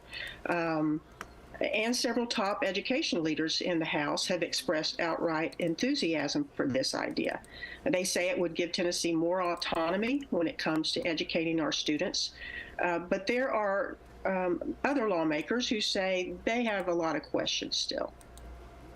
So I've heard from Republicans in Tennessee and other states that have talked about this move, this idea, saying that CRT, woke ideology, they want to stay away from that, and that's what they say is one of the main reasons why they want to reject funding, because otherwise there will be a lot of, I guess, strings attached to that money. my understanding is no states really rejected federal funding. Is this feasible? Could Tennessee do it? And if so, how? So yes, Tennessee could reject the federal funding. The reason that no state has ever done this before is that states typically need the money. Federal funding makes up about 1/10 of their K through 12 education budget. Leaders in other typically Republican-leaning states have talked about this idea before. In Oklahoma right now, lawmakers are currently considering legislation to phase out federal ed funding over 10 years. And there are also small school systems across the state that have passed on federal money. That's usually because of the cost of compliance for those school systems. I will say, how are we going to do this? Now, if it happens, Speaker Sexton has made this funding pivot sound pretty simple. You know, just substitute the state funding for federal education funding. But it really would not be that simple. The way that the federal funding works is actually pretty complex. Some districts and schools are more dependent than others on that money, and the lion's share goes to schools that serve disadvantaged students. And there are other federally funded programs and grants that target certain needs that range from rural education and English language learners to technology and charter schools. And all of these matters go through the U.S. Department of Education. But there's also a variety of federal school grants that go through the U.S. Department of Agriculture to provide free meals to qualifying students. And there's a related web of state laws and policies that have been created in response to most of these federal grants. That web likely would have to be unwound Aaron, I wonder if you could help me with Tennessee something. decided to go it alone. Then again, you might not be able to help. Well, I might see if Miracle can do it. I got you. And so, Speaker Sexton, he granted you an interview. You talked to him about these different things. To our live stream. Did he mention why they would want to do that? Is it because of various ideological differences with this administration, with the federal government? Just tell him we're going to be doing a weather update on the digital desk. If she can put the live stream in did he talk specifics with you about why they would do that? Is it because of ideology? Well, he didn't say that. He says that testing is the main problem. States that take federal money must give annual tests in reading and math in grades 3 through 8 and once in high school. They're also required to give a science test one time each in elementary, middle, and high school. So each state has to give 17 tests annually, although no individual student takes more than 3 of those tests in a given year. To the live stream. Speaker Sexton says Tennessee overtests and that it doesn't give the right test. He says Tennessee should scrap or could scrap the TCAP tests, which our state developed through its own testing companies, and then create a better test with the help of its educators. But if Tennessee wants to do that, it probably could already do it in conversation with the U.S. Ed Department. States already have more flexibility than ever to develop their testing, evaluation, and accountability systems under a 2015 federal law that was crafted with the leadership of Tennessee's former senator and governor, Lamar Alexander. Beyond the issue of testing, I don't think many people would dispute that accepting federal funding comes with a lot of red tape. There's mounds of paperwork, there's numerous audits of how the money is spent. All of that is part of a huge bureaucratic infrastructure that comes with administering billions of dollars of federal funding. Sexton has not given us the list of his other beefs, although we've asked him numerous times for that list. But some do suspect that his bigger objections are related to current culture war issues about curriculum and whether transgender students should be allowed to use school bathrooms or play sports consistent with their gender identity, which may not correspond with the sex that is listed on their birth certificates. So all these changes, Marta, a lot of people are wondering, okay, what are the changes if they do happen? What would they mean for schools, and specifically, what would they mean for kids? Yeah. So if Tennessee opts to do this, it possibly could disrupt finances for schools, but it really depends on how it's done. Through a program called Title I, the U.S. government distributes hundreds of millions of federal dollars to Tennessee schools that serve large concentrations of students from low-income homes to help them improve achievement. Now, if Tennessee replaced Title I funding with state money, would it still use the federal formula for distributing that money? Sexton has not said. This is particularly important for Memphis Shelby County schools because all but 8 of the school system's 155 district-run schools have Title I designations. And if you add up all the various pots of federal education money due to MSCS, the district is projecting to get more than $892 million in federal dollars next school year. As for what it could mean for kids, that's really the most important question, right? And the answer is there's just a lot of uncertainty. Speaker Sexton has said his intention is for the state to fund all of the programs currently covered by the federal government, but he's not given details about what that would look like. For instance, for students with disabilities that are currently protected by the Individuals with Disabilities Education Act. That federal statute says schools that accept federal funds must identify students with disabilities and give them a free and appropriate public education that's tailored to their needs. Now, Sexton says the state can come up with a similar program that he believes could be better, but the Tennessee Disability Coalition says there's no assurance that a Tennessee version would give families the same or better protections than under the current federal laws that are designed to protect students with disabilities.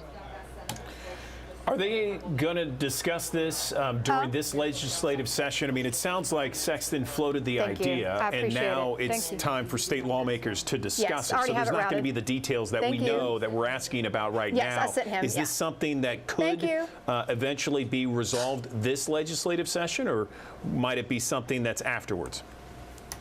I would seriously doubt it. He has not filed an amendment to an existing caption bill that would lay out his plan. And really until people see the details, there can be no serious discussions. This is a 2-year legislative session. We're at the very beginning of the 2-year session. So he could file a bill to be discussed in next year's legislative session, and it would still count because it's part of this current General Assembly. So I would not anticipate anything immediately, but you never know. Yeah, I got you. Marta Aldridge, Chalkbeat reporter for the Tennessee State House. We appreciate you writing a very detailed article about this very issue. By the way, why don't you tell our viewers where they can read this article? Just Google Chalkbeat Tennessee, and you can find our website and read our ongoing coverage that has to do with both state policy and Memphis Shelby County schools. Okay, Marta Aldrich, we appreciate you and your time. Thanks so very much. Thank you. We'll take a look at this. This is the latest edition of La Prensa Latina, the region's largest bilingual newspaper. And joining me now to dive into all of the topics inside, we got Jairo. And it looks like you have a friend there with you today. Yes, Amanda, how are you? I know we're going to be talking about empowering Latinas from Memphis, and I wanted to bring one of our own ladies, one of my team members here, Carla Lobo, who is our social media coordinator, to say hi to you. Hey. I've seen your videos on YouTube and on social media. It's good stuff. Glad to have you with us. So do we want to dive into it? Yeah, we'll dive right into it. Yeah. So Vivian's put together, and unfortunately she couldn't make it today, but she's put together a good list of many Latinas, and this is just a very, very few Latinas that are here in Memphis that are making a big difference for our community here.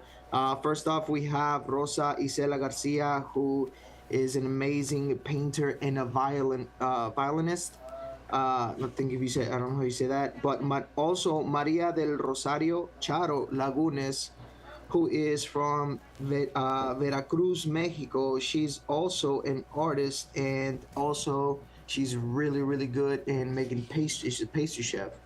Sandra Figueroa, who is she's been in Memphis for many, many years, has been part of different opportunities that Latino Memphis has brought, such as Una Mano Amiga.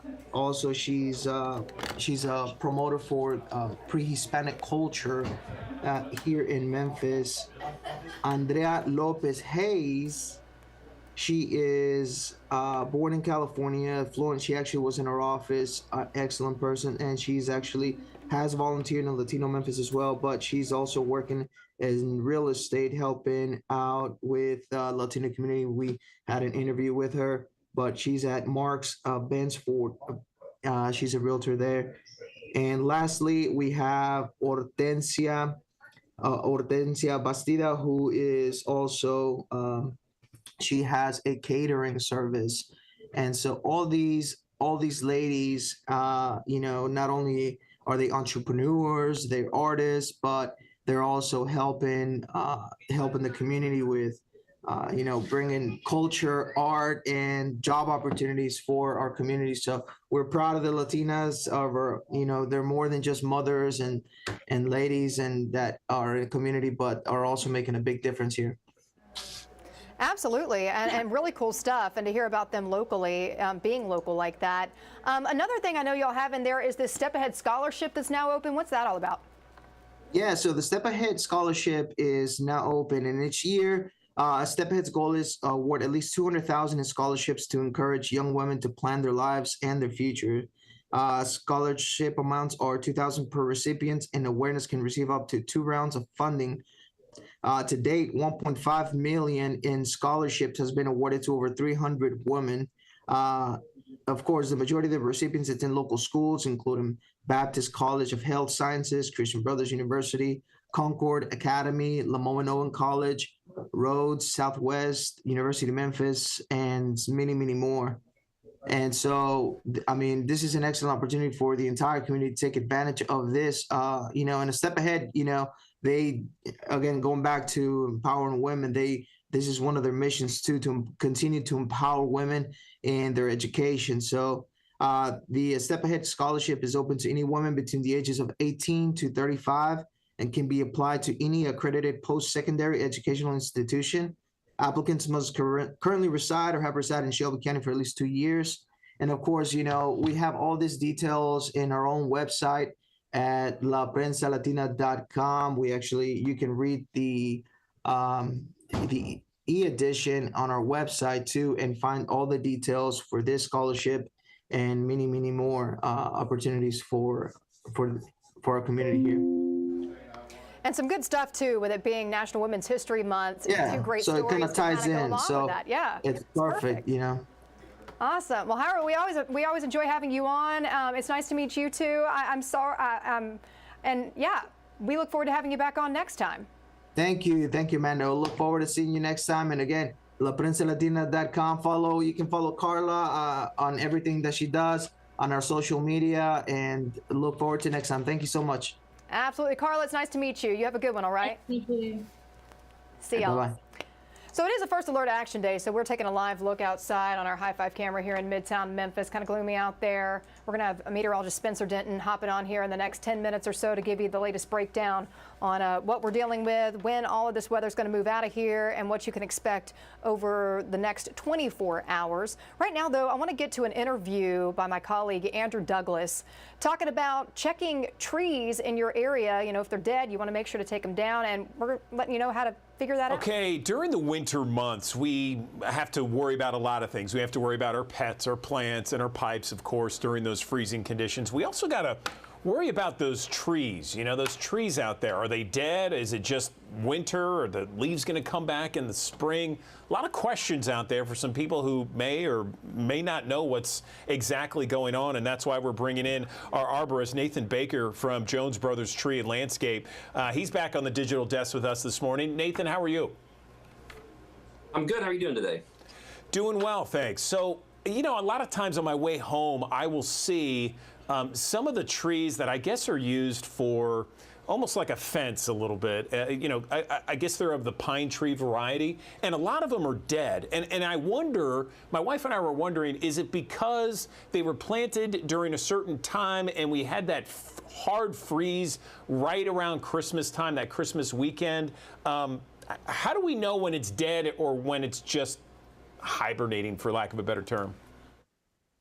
All right, so there's a couple things you can do. And as far as your first point asking about, you know, timing for planting, really the winter months are a great time to plant trees because the roots have a chance to harden off. So that's not going to be part of it. But how you can check these trees is you can go and you can scratch with like a fingernail or a key or a little knife, just a tiny spot on the stems. And if you see green underneath that outer layer of bark, that tells you that the tree is alive inside there. You may have some whole limbs that are dead, but it might not be the entire tree that's dead. So that's one of the first ways that you can check. Okay, that's good. That's good. So, what are some other, you know, kind of good rules to just kind of follow when it comes to whether a tree is gone or a tree is still salvageable? Okay, so there's going to be kind of 3 signs that your trees are in serious trouble. Okay, so the first would be if the trunk, so that main stem, if that has a split in it or if it shows peeling bark. The second would be weakness from the freeze could cause branches or even whole trees to fall down on your property. And in the last, 2 weeks or so, we've seen a good bit of that with the whole tree failure and trees falling over. And the third thing would be to look for multiple branches with no living buds. Okay, so one important thing to know is that your evergreen trees and shrubs may have lost foliage this year, and the leaves that remain may look brown or burned, and this is to be expected whenever the temperatures dropped as low as they did. We had, around 2 degrees, and when you take into consideration the wind chill, we're talking well below 0, and the trees in Memphis just are not used to that kind of cold. But that doesn't necessarily mean that your tree is doomed. But when you also notice the major issues, it's time to consult with an arborist. Yeah, I was going to say, like, what is the worst kind of weather that that is so harmful for some of the trees? Is it, an excess of water and some of the heavy storms that we've been dealing with, or is it the freezing conditions we had, for example, Christmas weekend? I mean, is it both? It's really a combination of all of them, right? So if we have a lot of rain and the ground gets saturated and soft, then you have some winds come through, it can topple trees very easily. And then if we have freezing rain, which we've also experienced, you could have limbs breaking or whole tree failure. And then the very low temperatures will cause individual limbs or buds to die on these trees. Okay, so now let's say, I go and I find out that there are, several trees that are dead. Now what do we do? Give us the next steps. Okay, so think about your shrubs that are usually green all year. So you're talking about the evergreen trees planted in a row. Those are green all year. Could be holly trees, could be little cypress trees or arborvitaes. Now, if they have brown leaves, the name of the game is waiting. So we may not know until spring that these trees may be dead. They may leaf back out. And then another thing to keep in mind is that if you have flowering shrubs like azaleas or magnolias, is a lot of those blooms may not happen this year because of the freeze damage, but the shrub or the tree may still live throughout the season. So it might need just that one recovery year before it can really start giving that good color again. All really good ideas and really good advice, Nathan. Is there anything else that we can touch on with regards to this topic that our viewers who are watching should know? Okay.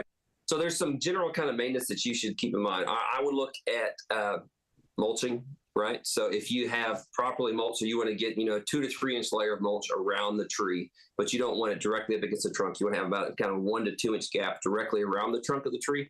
And if you mulch that can help keep the soil moisture at proper levels. Now, right now, that doesn't seem like a big issue, right? Because we're getting plenty of rain, the ground is wet. But now, once we hit summer months, this is going to help because these trees will have the soil moisture that they need to grow and to keep thriving. If you see major damage, such as cracked trunks, cracked limbs, it would be a good idea to get an arborist to evaluate that tree and help you safely remove those limbs if needed.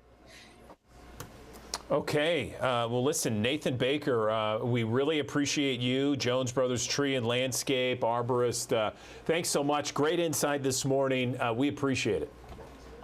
Oh, thank you so much for having me on. All right, Amanda Hansen back here at the Action News 5 Digital Desk. We got a lot of things headed your way in the next hour or so. That includes an interview with the editor-in-chief of Memphis Magazine. They're going to be talking about their March edition, which includes the 2023 Faces of the Mid-South. So we're going to go through all that. Going to be a good interview. They're always fun to talk to. We also got a really fun interview with Commercial Appeal food reporter Jennifer Chandler. She's going to share where in Memphis you can find the best crawfish and also some tips on how to cook it the right way. We're also going to be delving into this really awesome camp called Camp Say. It's something that's put on by the Orpheum Theater Group, and it's for kids that stutter, and it's supposed to help empower them, make them feel heard, and so it's a really good interview, and we'll give you the details on how you can get your child signed up. We also have a great interview with Regional One Health Center for Innovation about a new innovator that they're working with, and the program they have there is so interesting. We'll dive into that. So a lot of good things headed your way here on the Action News 5 Digital Desk. But I want to go ahead and hop back into some of the stories of the day.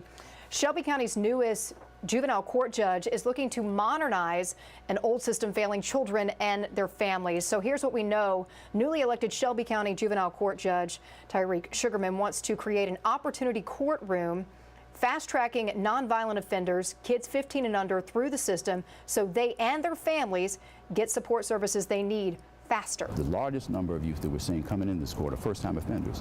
They usually don't reoffend. And so are we looking at locking those kids up and damaging them further, causing the trauma that leads them on down that road? We have to change that trajectory. So this summer, a new Shelby County Youth Justice and Education Center is going to open up near Lamar and Getwell. It will have 147 beds, 9 classrooms for the Hope Academy School run by Memphis Shelby County Schools. It will also have a computer center, culinary classes, anger management, and communication programs. But again, a big story today is the weather. It's a First Alert weather day. Here's a live look from our High 5 camera here in Midtown Memphis. Got those dark clouds covering the sky.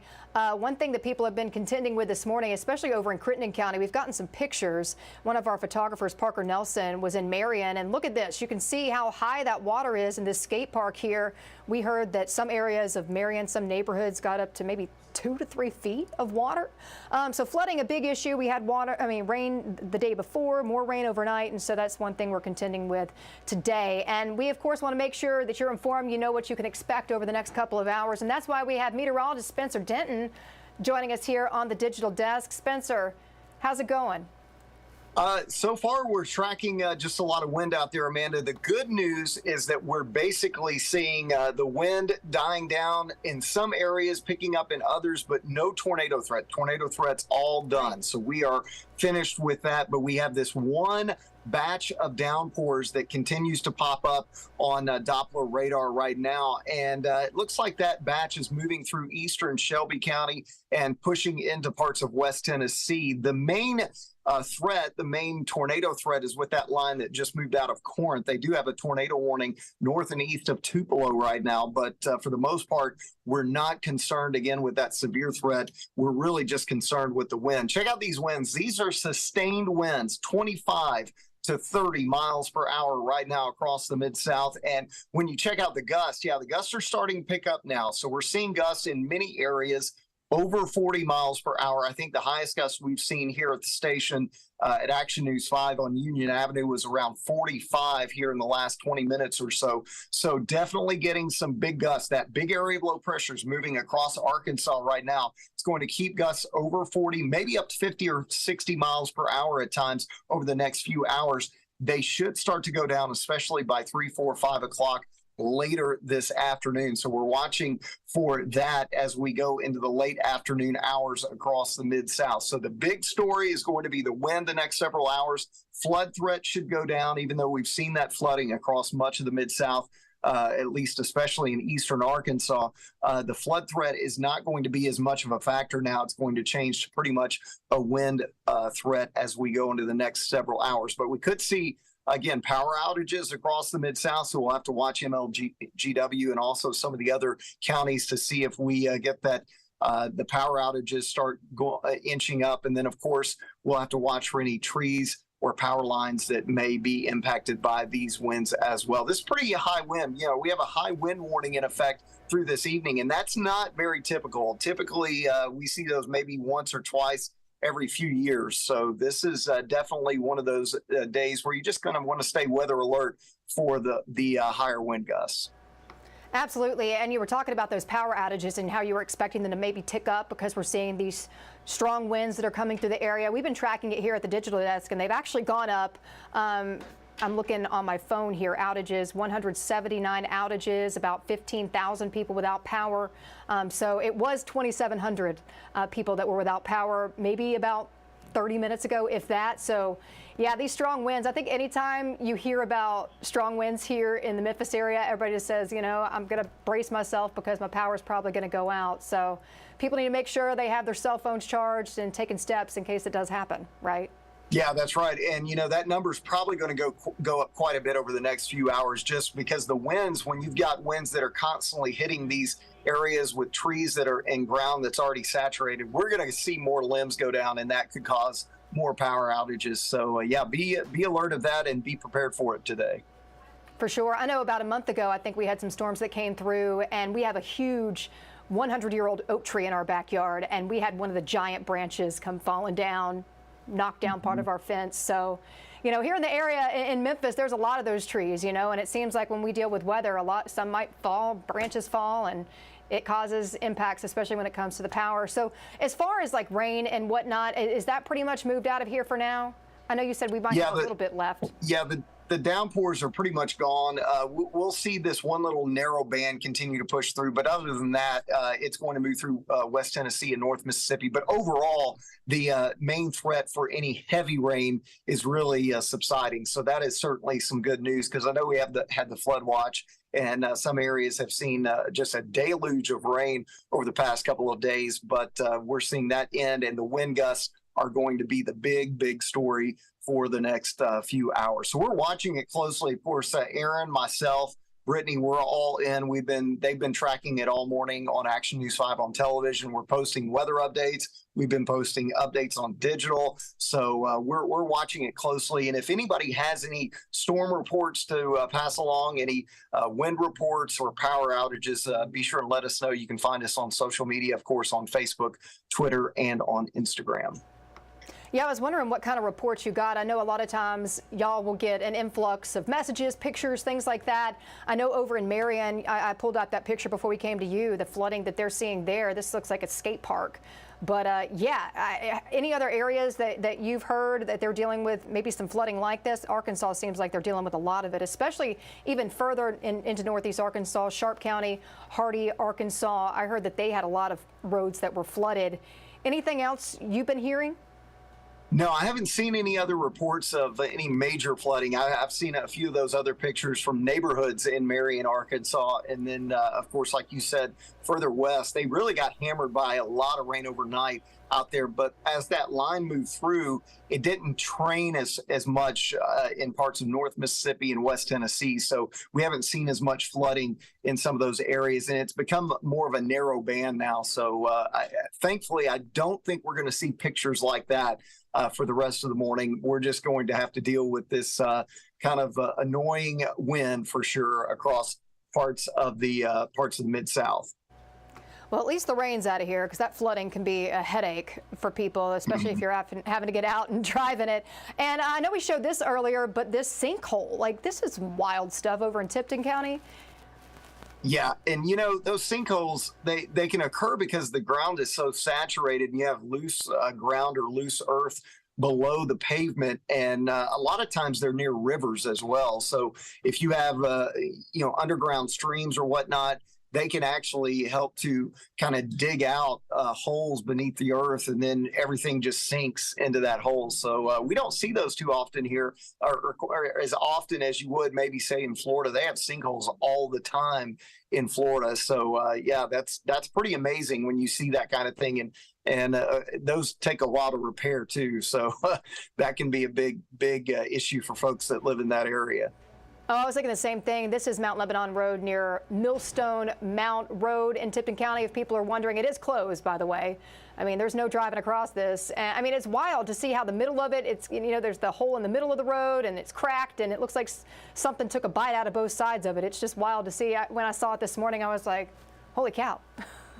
Yeah, we don't see those very often. So it is quite an amazing sight to see it. Thankfully, it was on a road and not beneath somebody's house or in somebody's yard, because that can happen too. There are people that get huge sinkholes in their yards, and when we've seen so much rain over the past several weeks that the ground just hasn't had enough time to dry out, and it's moving. We just like above ground, below ground, stuff moves around, and once it does, man, those sinkholes can happen fast. Yeah, it's some wild stuff. And did you see this picture? It was No, I haven't. Yeah, we had a viewer that sent this in. It was a shot from their house in downtown, and they timed that out just right.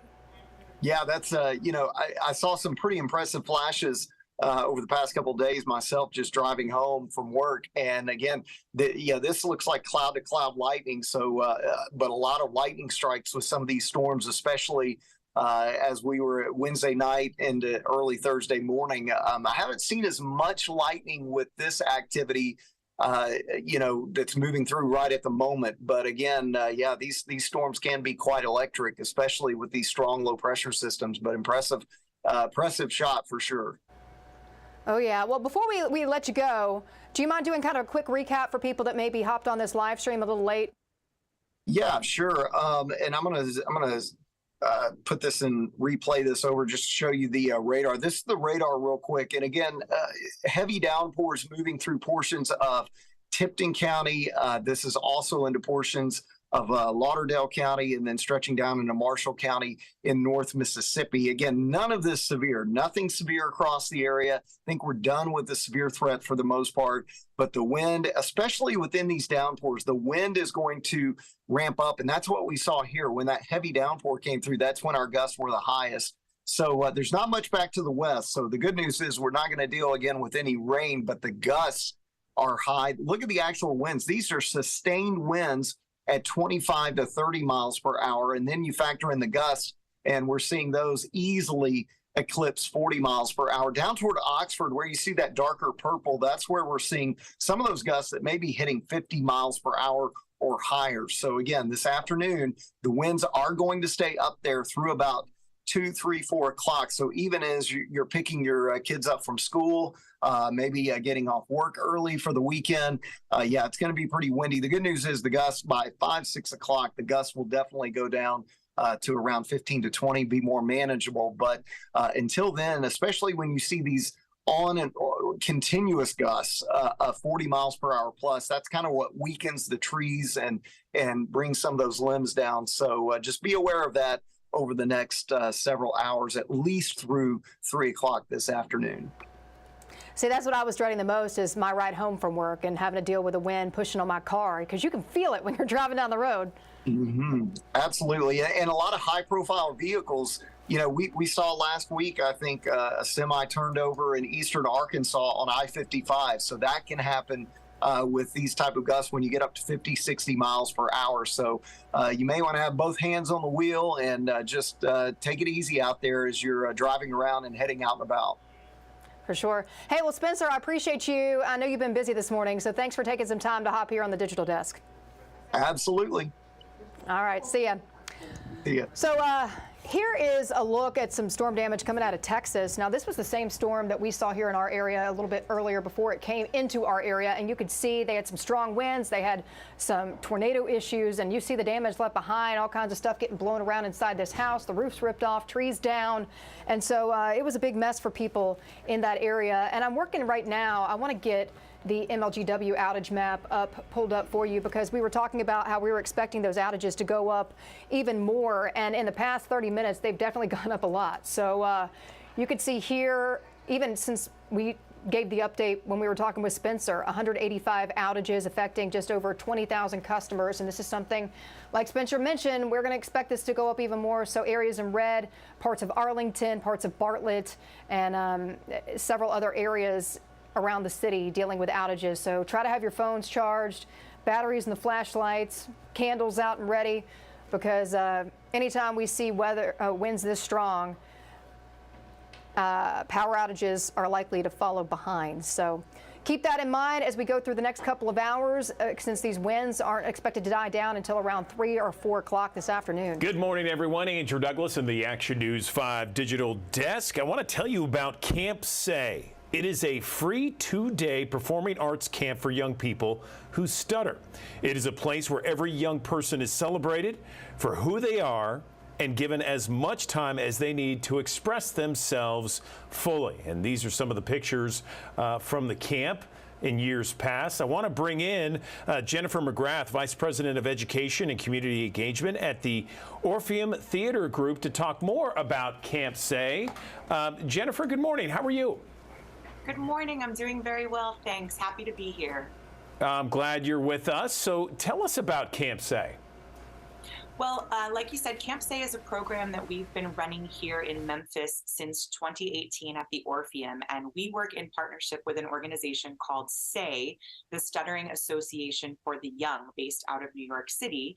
And we host this, as you described, this 2-day free mini camp for young people who stutter, where they are given as much time as they need to speak and express themselves fully through all sorts of creative practices, and mostly around community building. Essentially, what we're saying is that we think you speak beautifully exactly as you speak, and we want to hold time and space for you to come together with other young people who also stutter, and we want to hear what you have to say and how you learn to express yourself. How long has it been going on, and what has been the response when you guys have after the camp? Yeah, so, well, the organization SAY in New York City has been around since 2001, believe it or not. And we began this program, this satellite program here in Memphis in 2018. So I actually just checked that this spring will be our 9th session of Camp Say. And it's super exciting because, to answer your question, a lot of the young people that are coming to this program maybe have never met another young person who stutters. Maybe they feel like they are completely alone, like they're the only one, that they're hesitant or nervous to speak up, right? And to answer your question, in just 2 short days, they've suddenly built and developed this whole community of people that are just like them. They've made new friends, they've had a ton of fun, and they've been able to express themselves and share all the incredible gifts that are inside of all of them just by holding a little bit of extra time for them to speak. So I think what's really incredible is that in 48 hours, we see a tremendous journey, a tremendous boost in confidence, a tremendous networking that develops. And we also hold space for the parents and caregivers of the young people to come together and talk about what it means to be raising a young person who stutters, and what the effects of that are on the young person, on the family. So really, really building a network of people, and just seeing so many people make so much progress and grow so much in such a short time, while also having a lot of fun. So it's at the Halloran Center there from March 18th and 19th. Tell us, is this a classroom setting? You know, we've seen some of the B-roll. It looks like some of the video there. It looks like they're doing all kinds of things, moving around. Take us through a day in the life of this camp. Sure. Well, our camp is 9 a.m. to 5 p.m. Saturday and Sunday, and breakfast and lunch are provided. And I share that only because we sort of ease the campers in, right? You have the beauty of having the camp been here for so long is that now we have a lot of returning campers that come back year after year, session after session, that know exactly what to expect. And so they come in ready to go. But we also have a lot of new people coming into this space. And like I said, maybe they're a little bit nervous, a little bit timid. So we like to ease in with the meal, just kind of get everybody settled in the space. And then essentially we spend a lot of time getting to know one another, and also really living into the premise, the value that everyone gets as much time as they need to speak, whether that is 2 seconds, 2 minutes, or 2 hours. We are going to hold space for you. This is an environment that is completely free of any kind of ridicule or bullying. It's all positive, uplifting, affirming time and space.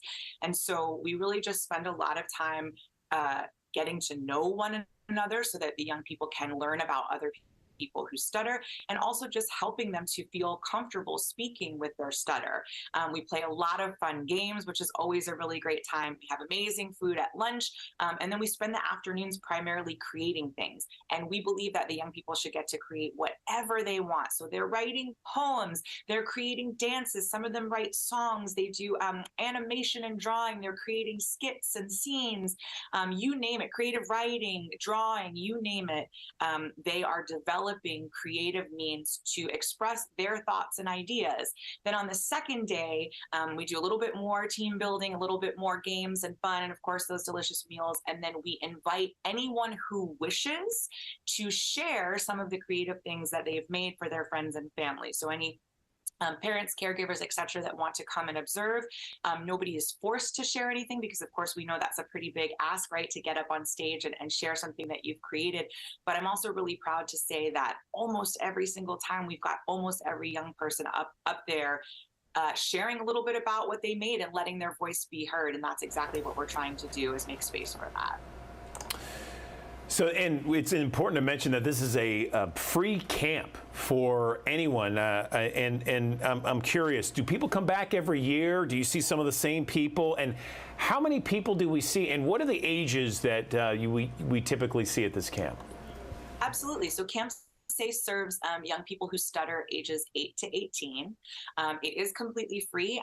One of the things that we've been doing at the Orpheum for a long time now is really working to create more access to our quality programs. And so we don't want cost to be a barrier. If you are a young person who stutters and you want to participate in this camp, we want to make sure that it is accessible to you. So we're really proud of that and really thrilled to be able to offer it free to the families that need it. And in terms of people coming back, yes, we have young people that have been coming since the very first year. It's amazing to watch them grow, both physically from small people to now most of them are taller than me, to also just the way they grow in their journey of expressing themselves, of developing friendships. And I think, many of these young people, like I said, where they are going to school, and we have students coming from all over the tri-state area. We even have students coming from as far as Florida and St. Louis, because they really need this resource and this program. And so a lot of the kids that are returning get so excited to come to camp and see their friends and reconnect with their community, because maybe where they go to school, maybe they're the only person who stutters, or maybe their teacher is not giving them the time they need, right? Because the only difference between a person who stutters and anybody else is that it just takes them a little bit more time to say what they want to say. And so I think for returners coming back, you just see them walk in the door and go, oh, this is a moment where I can take my time and I can express myself and I can be seen. So yes, we absolutely have returners that have been coming since the beginning, which is always fun. And then of course we love meeting new people. So if you've never been before, but you stutter, we definitely want you to come and join us. You'll make so many friends, and I promise you it's a good time.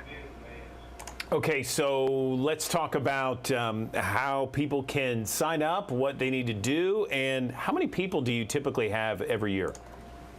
Sure. It ranges from year to year. I would say we're usually in the range of 20 to 30 young people per session.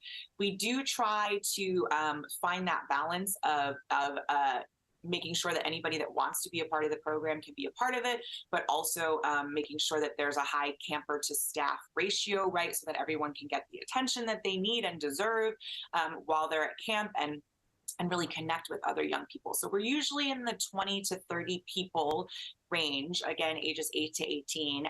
And to register, registration is open now. So you can go online to the Orpheum website. That's orpheum-memphis.com.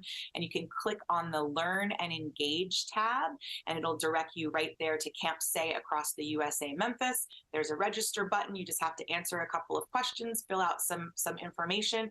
And then, of course, someone from our team will follow up with you with with all of the details.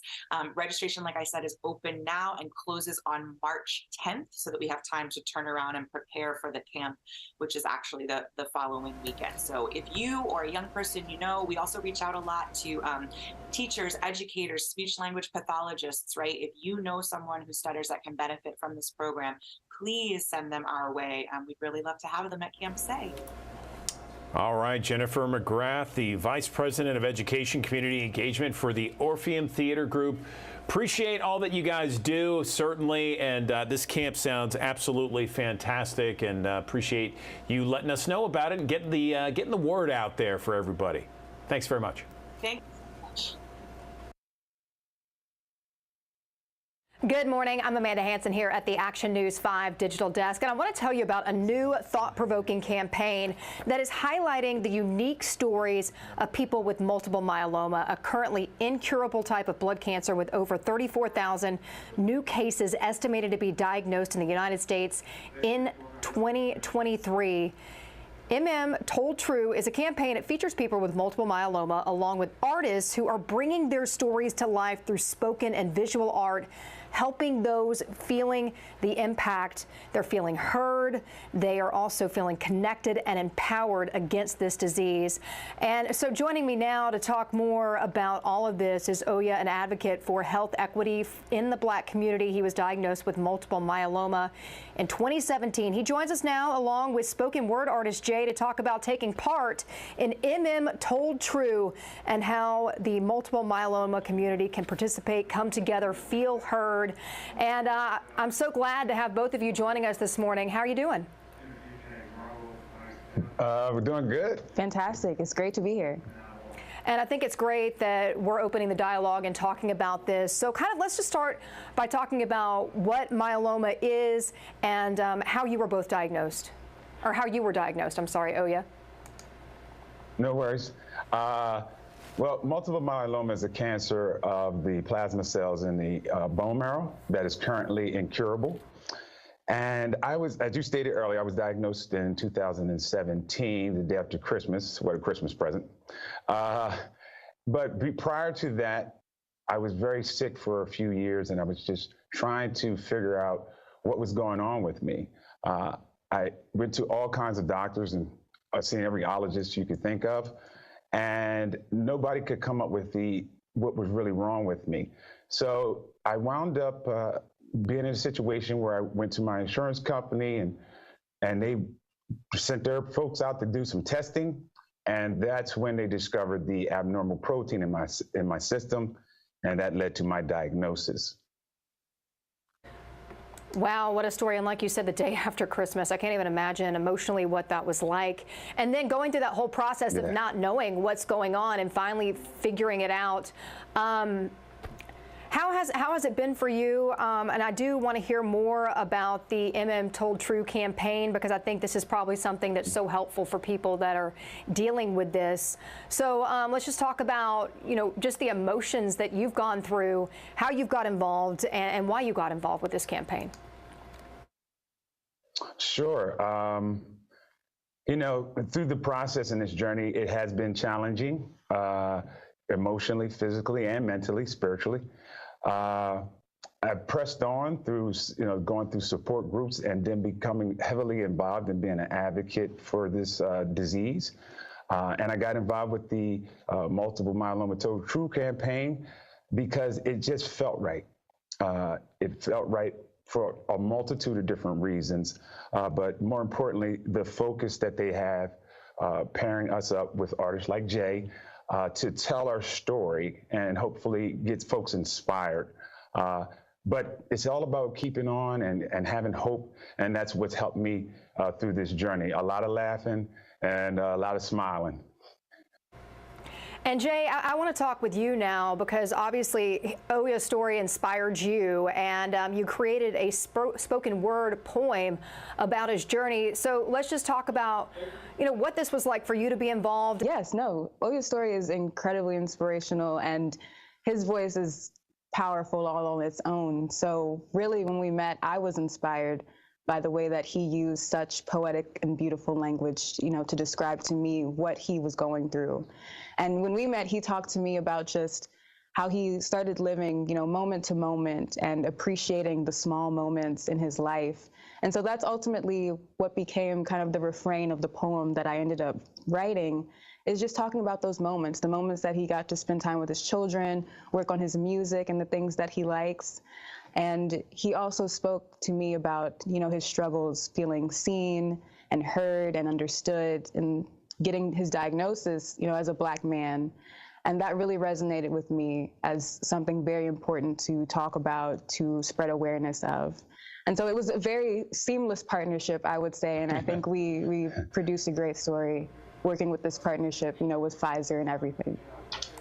Absolutely. And I guess I'm interested, Jay, how did you hear about this campaign and what have you learned about being a part of it? Oh my gosh, I've learned so much from this campaign. It was, brought to my attention, and I was immediately excited to be part of something like this, because what I learned, is that this disease does disproportionately affect Black people and other minority groups. We are more likely to have worse, outcomes with this disease. And so that was something that was new to me and incredibly sad to hear, which is what made me excited to do such a project to raise awareness about this issue. Oh yeah, I want to bring you back in, because obviously we're looking at some video now. You can see of Jay doing that spoken poem. What was it like for you to hear it coming from her when she put it together and took the stage, performed it? What was that like for you? Wow. I'm getting goosebumps thinking about it now. It was a powerful, powerful moment for me. If you understand the campaign, I had no idea who she was or what the poetry was going to be, or what the art was going to be. And when I walked in and seen her on stage, it's funny, I was looking for something like a veil to be pulled off, but she was just standing there. And then once I sat down and she started speaking, I realized she was the art and the words coming out of her mouth. And it was perfect because I'm into music and I'm really big on that. And so it was just a perfect pairing. And I was just moved beyond words. I can't even explain it, but very heartfelt, very personal. It was everything to me, that moment. It had to have been overwhelming, being able to hear that. And I mean, the power that comes from those spoken word poems, I love that. And I love that this is a campaign that's going on right now, because it helps people, too, to know that they're not alone and that sort of thing. So, Oya, what can you tell people that are maybe impacted by multiple myeloma, this campaign, the Told True, how it's really just helped you and for you to be able to feel heard and that your story is being told? Just talk about your experience, what advice you'd give for others out there. Oh, sure. Well, for starters, it's been a great partnership with Pfizer. The Told True campaign has been a great outlet for me and what I'm trying to do as far as being an advocate for this disease. You can go to mmtoldtrue.com to get some inspiration and some hope. That's what I'm hoping to convey, or that message that gets conveyed, is that this is about hope. Because if you don't have hope, you don't have anything. And it was just a really great experience. And I wanted to do something that was bigger than myself, that really made a difference dealing with this disease. Well, Oya, I appreciate you sharing your story. Jay, thank you so much for taking the time to come on and talk about you being a part of this campaign. Wish you both the best, and thank you so much for joining us. Well, thank you, Amanda. We appreciate it. Thank you. Thank you. Hey, check out this awesome cover for the March edition of Memphis Magazine.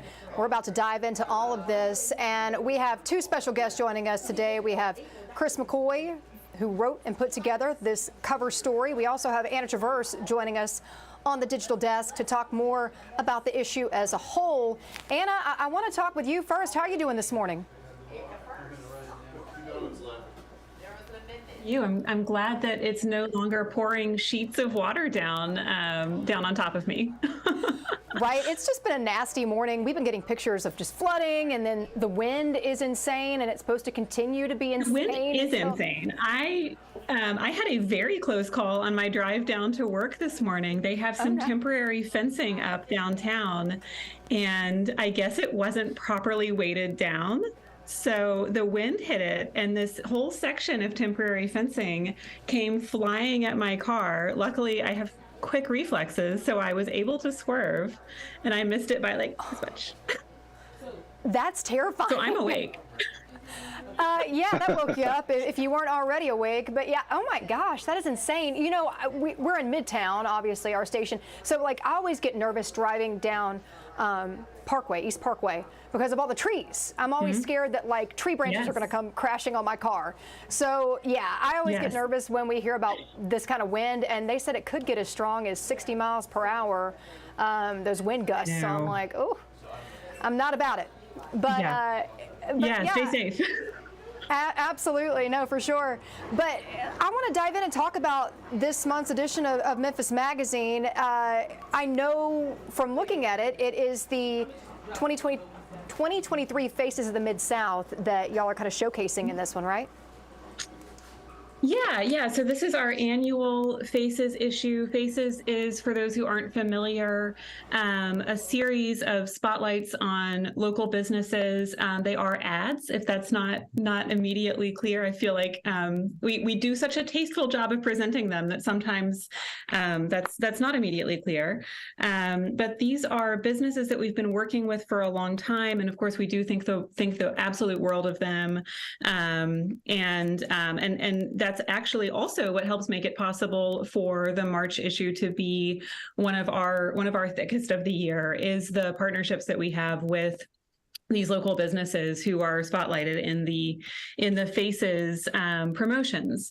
So because it is the Faces issue, one thing that we like to do every March is also turn a spotlight onto an area photographer or a photographer with deep Memphis connections. And so we do that in our annual feature that's called The Mind's Eye. We've focused on Houston Cofield, Andrea Morales, Brandon Dill, lots and lots of other really dynamic and exciting photographers. And this year, we decided that Tommy Kah was really the photographer that we wanted to shine a light on, both his life and his work. Tommy is really having a moment. His name, of course, has been in the news locally over the past year or two. But also just having really wonderful success and kind of changing some conversations. So yeah, that's an image of Tommy, as it were, on the cover. And I know Chris McCoy, who's known Tommy for a number of years and wrote the cover story, is here with us as well. So, I really hope that people will pick this one up. And I know we'll turn over to Chris. Before we do, just a few other stories that it might be worth drawing people's attention to. We have a wonderful story on Overton Park. I think a lot of us have sort of noticed that there are many changes in the works at everyone's favorite park.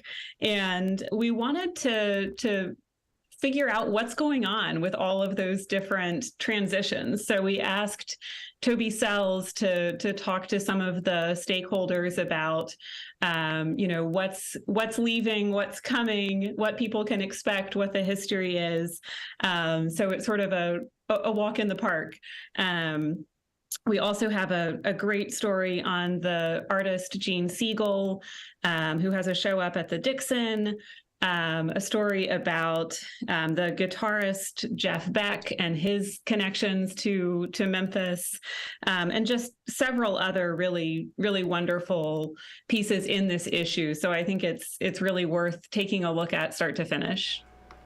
Oh, for sure. And it sounds like a lot of good stuff. I mean, y'all always have good stuff. It's never disappointing. It's always a lot of really good reads. And I love how y'all cover the city. I mean, y'all cover all areas, all aspects, and it's always good to be able to delve into those stories and read them. I always make sure to read from cover to cover, and so it's good stuff. And I loved, you were talking about this cover for this month, and when I first saw it, I was like, this is the coolest looking photo, and obviously it fits. Isn't it? The faces of the Mid-South, and so I thought that was really cool. Yeah. And I remember that in the mind's eye on Houston Cofield from last year, and so Chris, I'd love to kind of get you on now to kind of dive more into, as Anna said, you've known Tommy for a long time. Let's talk about this cover story. Yeah, well, I've known Tommy since he was 15 years old, and wow, he looked about the same as he did then, but he is a fantastic photographer, and I was really happy to be able to bring this story to Memphis and like tell people more about it. Tommy is a product of an arts community here that is very, very deep, and a lot of people don't know about, I think. He went to MCA, but before that, he hung around at the Media Co-op, which was a digital media co-op that was a filmmaking sort of collective that was in Cooper Young, and that's where I met him. It was based at the time at First Congo Church, and we went back there for the story. I was kind of difficult to talk Tommy into doing this because he's gotten so much attention lately, and he was being pulled in so many different directions. But he finally made me promise that we would talk about the community and not just talk about him, that we would talk about his, the people that he loves and the people that influenced him. And so that's really where the story went. And I'm really happy because I got to tell people about like things like the Media Co-op. I got to introduce them to a lot of artists that were very influential, on Tommy. And, we have a great art scene here. And Tommy is one of the people that has left the city. He's in New York now, and he's really making a splash on the fine arts scene up there. And that's a really, really difficult scene to break into. Excuse me. Famously difficult to break into the New York art world, and he's doing it right now.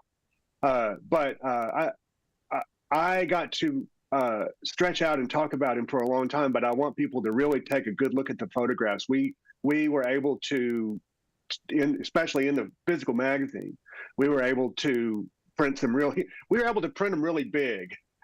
and I want people to be able to really soak them in and take a look at them. One of the things that he does is he tries to include his gaze in a lot of he's looking at the camera in a lot of his self-portraits.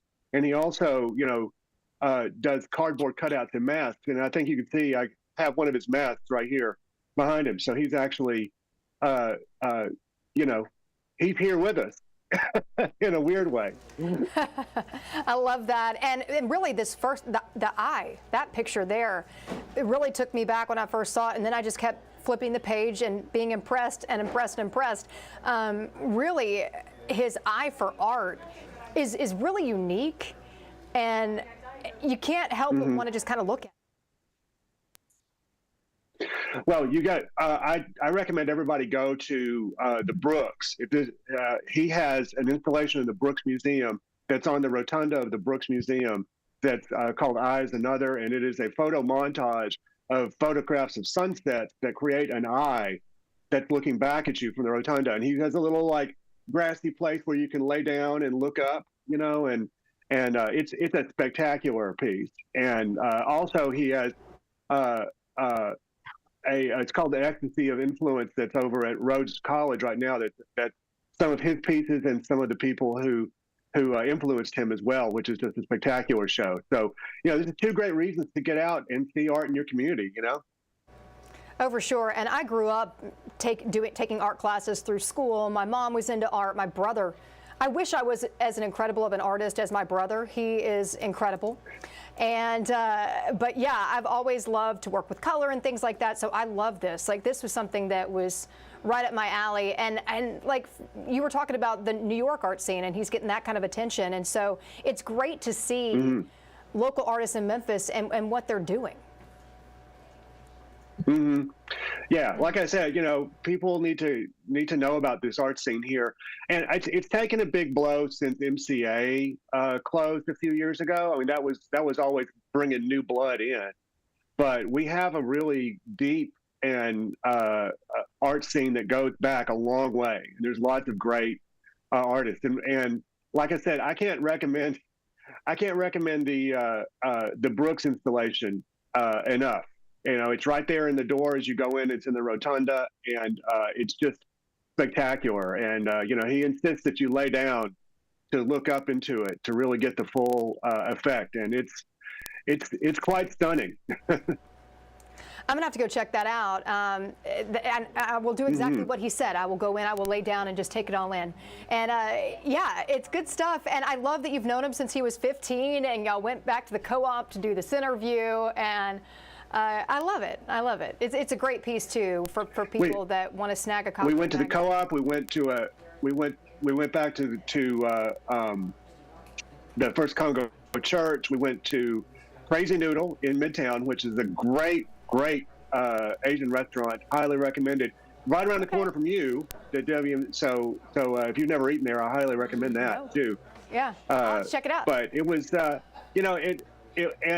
Tommy grew up down the street from Graceland, and he still to this day has an obsession with Elvis. And he said he made the iris of the eye, and eye is another blue because Elvis's eyes were blue. So yeah. He's a complicated guy. As one of the folks, the curators of the Brooks says, he's just a really smart guy that thinks very deeply, and sometimes. It doesn't. You might look at it and it might sort of roll off of you. But if you really look at what he's doing, I mean, even the puzzle piece picture that we put on the cover, that's he does that sometimes. He'll make puzzles and he'll mix images of his mother's face and his face together. I mean, it's just really it's fascinating stuff. Anyway. I could talk about this all day, but you should go see it yourself, because if you could just talk about it or write about it, then he wouldn't have to make the art. Exactly. Well, hey, Chris, I love having you on every time. Anna, I'm glad to have you with us as well to kind of break through the pages of this month's edition. Chris, anything else you want to mention before we let you go? And then Anna, I'll get to you.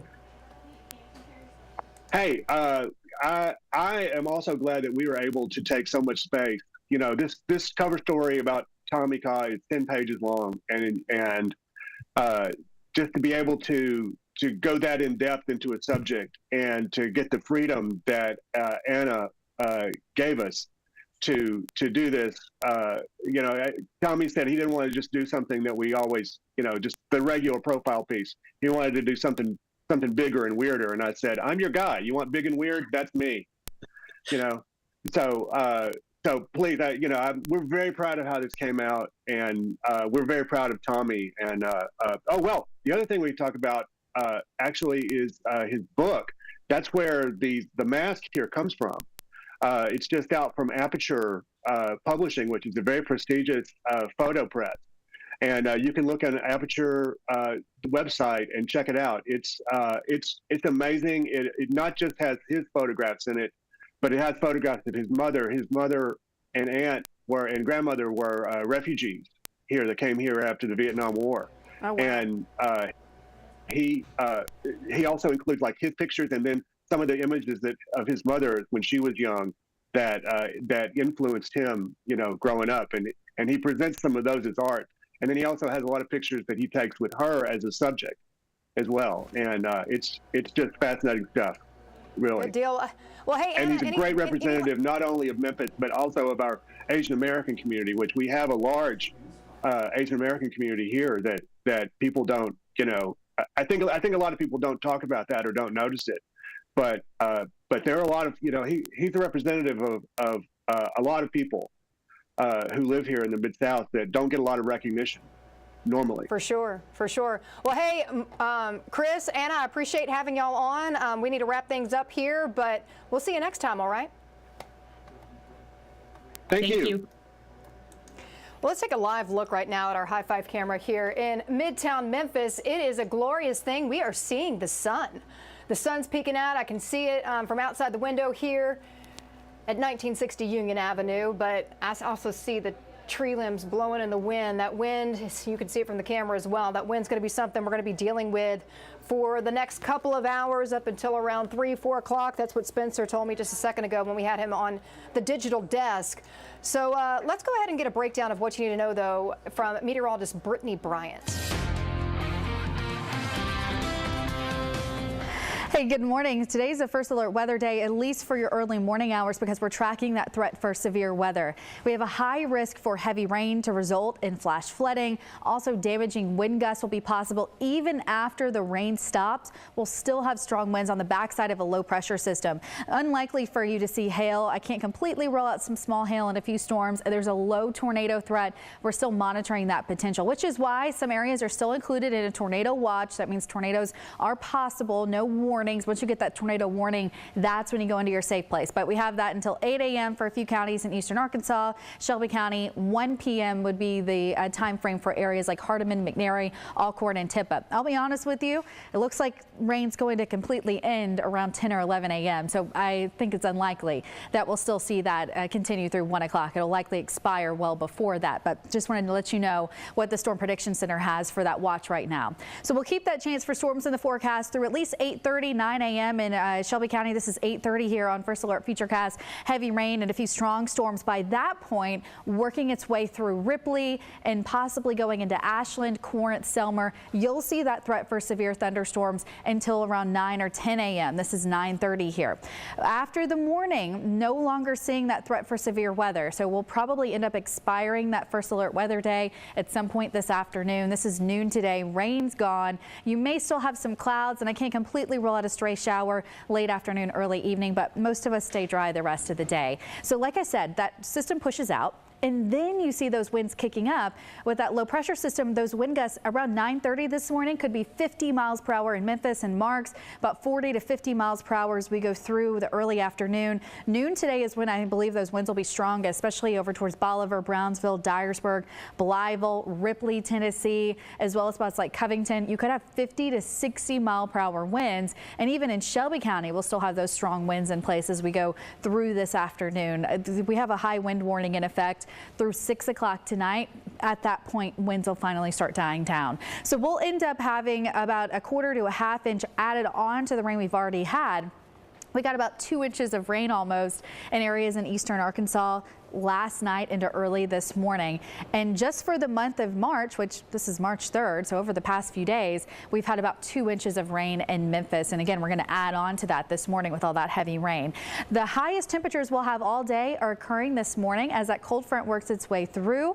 It'll drop temperatures down, so we'll end up in the upper 50s later. Low temperatures drop down to the upper 30s and lower 40s tonight. Clouds clear out. Check out that First Alert weekend forecast. 62 degrees on Saturday, 70 degrees on Sunday, so should be a great weekend for us. We're still in the upper 60s on Monday too, 72 on Tuesday here on our First Alert 7-day forecast.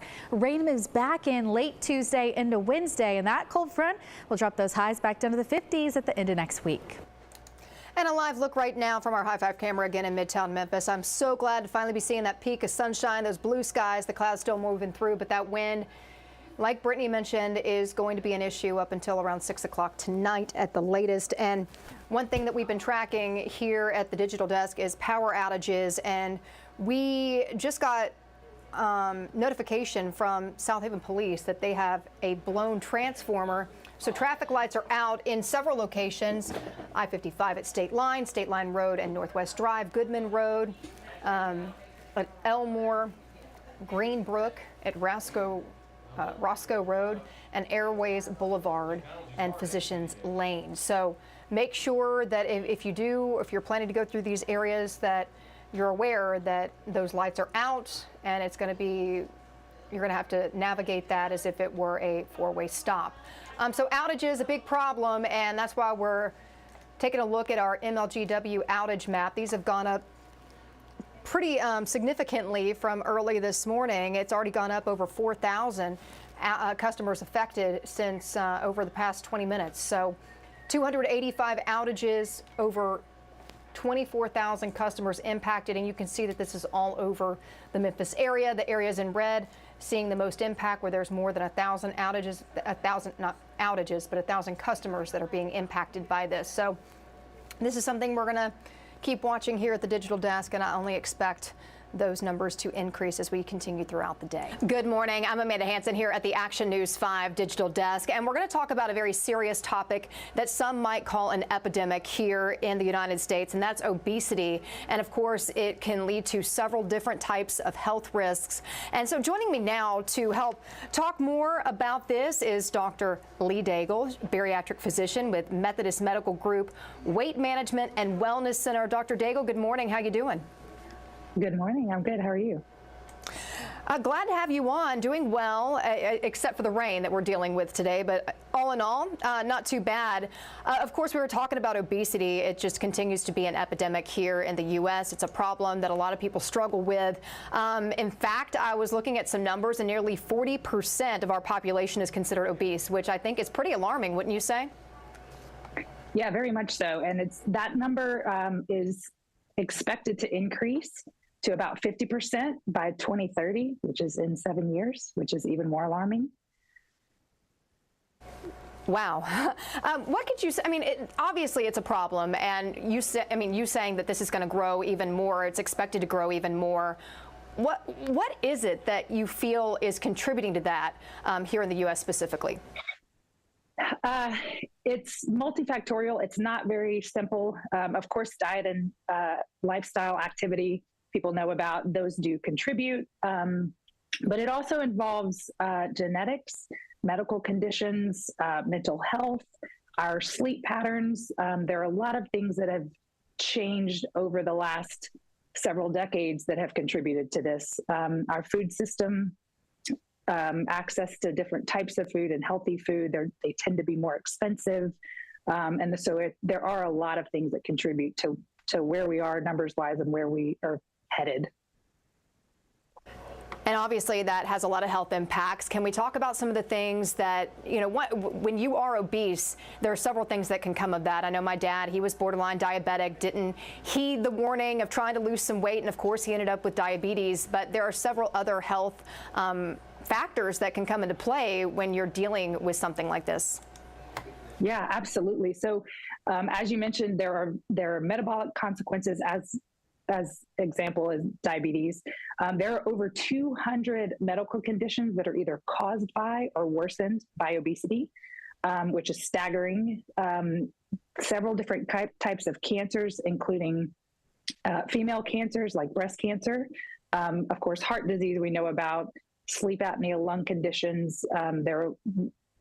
Obesity, the disease of obesity affects every organ system that you can think of, musculoskeletal, kidney, everything.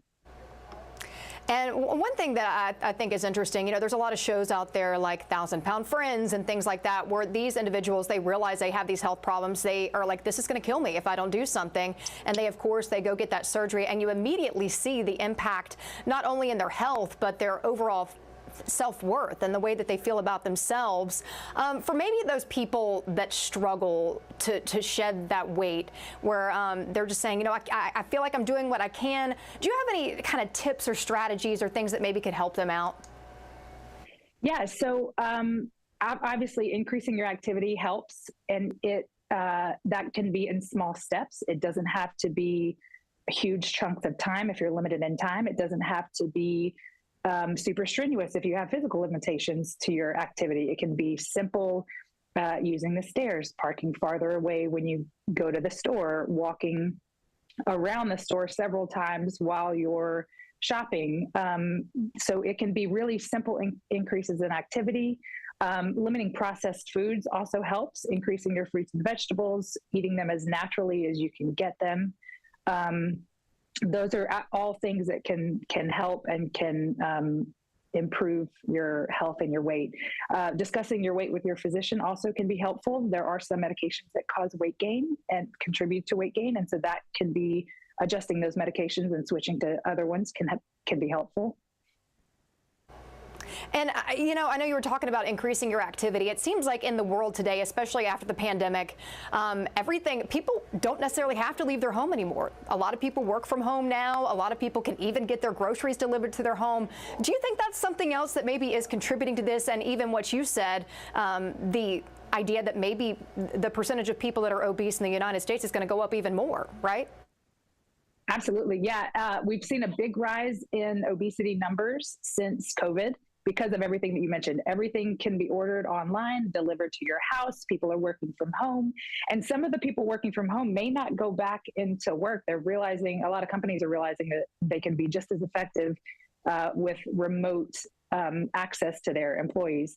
So it absolutely contributes. And there are lots of things you can also get delivered to your house, like resistance bands for when you have breaks at work, or ellipticals that sit under your desk, or standing desks where you can stand up and take breaks throughout the day. So there are other things you can build in that can help you in the right direction.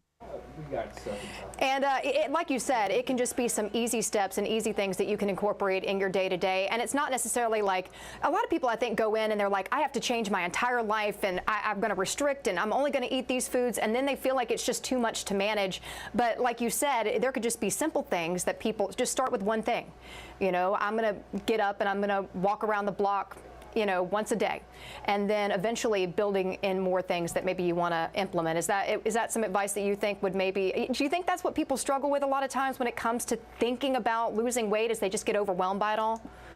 Yeah, absolutely. Most people think that they have to overhaul everything that they've been doing for their entire life in a month span.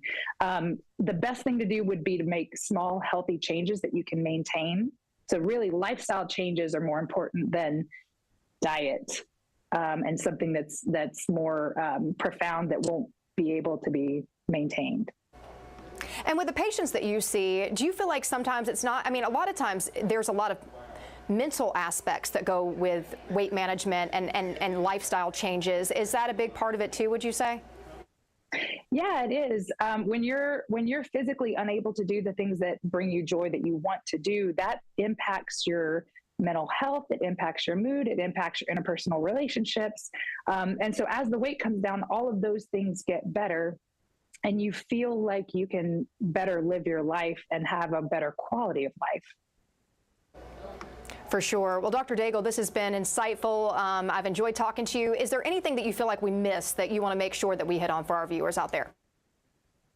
I don't think so. We're here to help. So if you have made all these changes and are not getting the results that you would like, we're here for you at the Methodist Weight Management Clinic. We have 2 bariatric surgeons if you want to go surgical. You have myself for the medical weight loss, and we have 2 dietitians who are fantastic. We have lots of resources that can help. And real quick, when do people know that they should go and maybe seek help from a physician, especially when it comes to surgery? That's variable. It depends on the patient. Some people, most people that we see have struggled with weight off and on for their lives. Some just decades, but everybody's different. Everybody has their own threshold. And when you feel like you've done everything that you can do and you're needing help, and sometimes even before that, if you don't want to get to the point where you feel like you've done everything and you need help early, that's okay too. It's different for everybody. All right, bariatric physician Dr. Lee Daigle, we appreciate your time this morning and you getting this information out to our viewers. You have a good one, all right? Yes, ma'am. Thank you. You too. But I want to switch gears now and talk about something really, really cool. Regional One Health Center for Innovation is working with its newest innovator. And joining me now to talk more about it, we have Alejandra Alvarez, the director over at the center there. Alejandra, good morning. How are you? Good morning. How are you? I'm doing well, and of course we're glad to have you back here on the digital desk. And I guess for starters, for people who aren't familiar with the Regional One Health Center for Innovation, talk a little bit about what goes on there. Definitely. So there's a lot of things that we do from a programmatic standpoint that engage employees and everybody that works within the hospital. But we also have a very cool and unique program that works with entrepreneurs.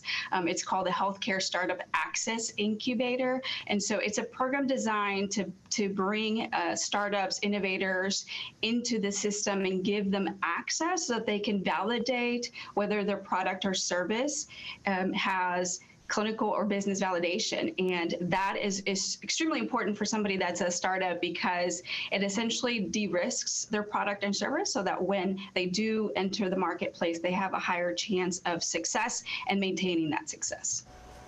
And so you have a new innovator that you're working with that is really putting together a unique product that's going to help a lot of lives. So let's talk about it. Dive in. Tell me a little bit more about who y'all are going to be working with.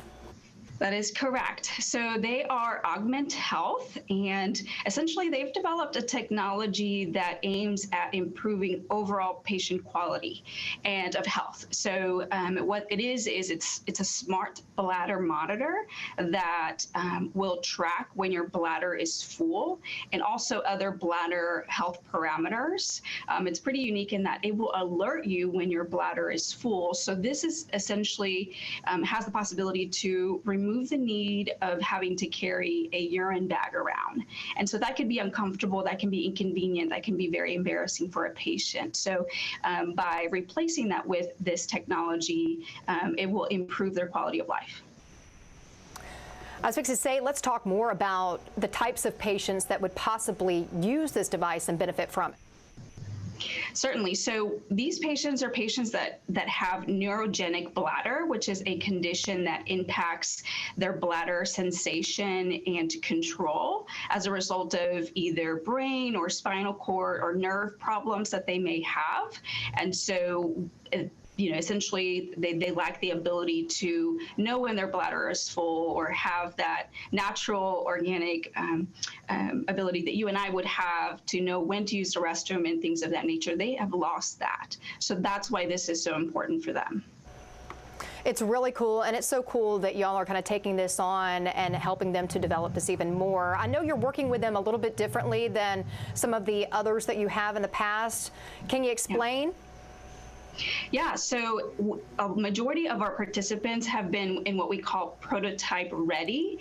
And so for Augment Health, they're in sort of the state before that. They're in prototype in development, which is exciting for us because we wanted our incubator to be able to support all areas of development, not just those that are ready to be commercialized. So it has essentially validated in that our incubator, our access, is super important for anyone who's in any of those development stages as they're developing their startup, as they're growing and making an impact. So that's why it's super unique for us, and we're excited to have them on board. So what kind of information are you going to be helping to provide Augment Health with this?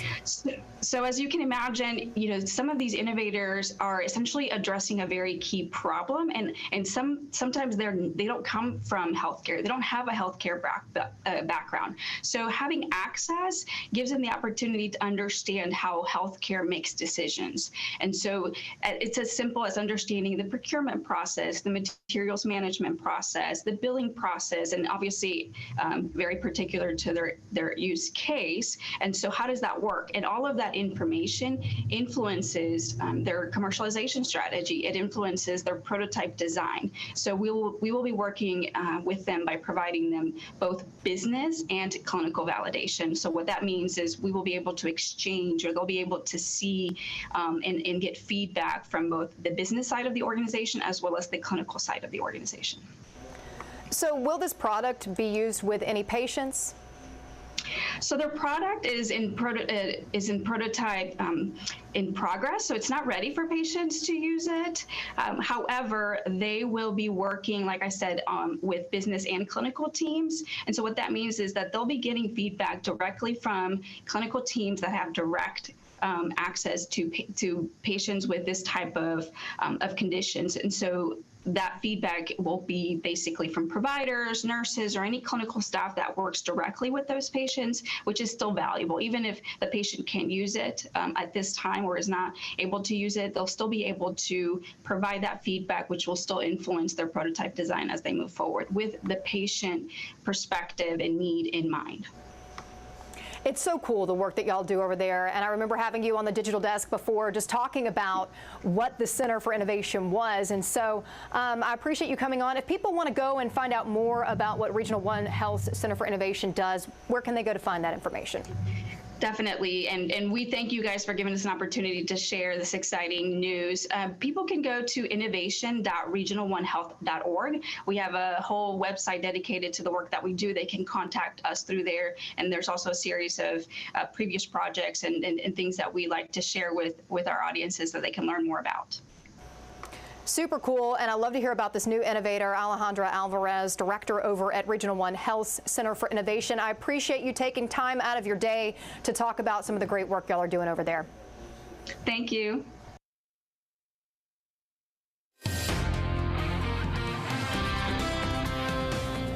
Hey, good morning. Today's a first alert weather day, at least for your early morning hours, because we're tracking that threat for severe weather. We have a high risk for heavy rain to result in flash flooding. Also, damaging wind gusts will be possible even after the rain stops. We'll still have strong winds on the backside of a low pressure system. Unlikely for you to see hail. I can't completely rule out some small hail and a few storms. There's a low tornado threat. We're still monitoring that potential, which is why some areas are still included in a tornado watch. That means tornadoes are possible. No warnings. Once you get that tornado warning, that's when you go into your safe place. But we have that until 8 a.m. for a few counties in eastern Arkansas. Shelby County, 1 p.m. would be the time frame for areas like Hardeman, McNary, Alcorn, and Tippah. I'll be honest with you, it looks like rain's going to completely end around 10 or 11 a.m. So I think it's unlikely that we'll still see that continue through 1 o'clock. It'll likely expire well before that. But just wanted to let you know what the Storm Prediction Center has for that watch right now. So we'll keep that chance for storms in the forecast through at least 8:30, 9 a.m. in Shelby County. This is 8:30 here on First Alert Futurecast.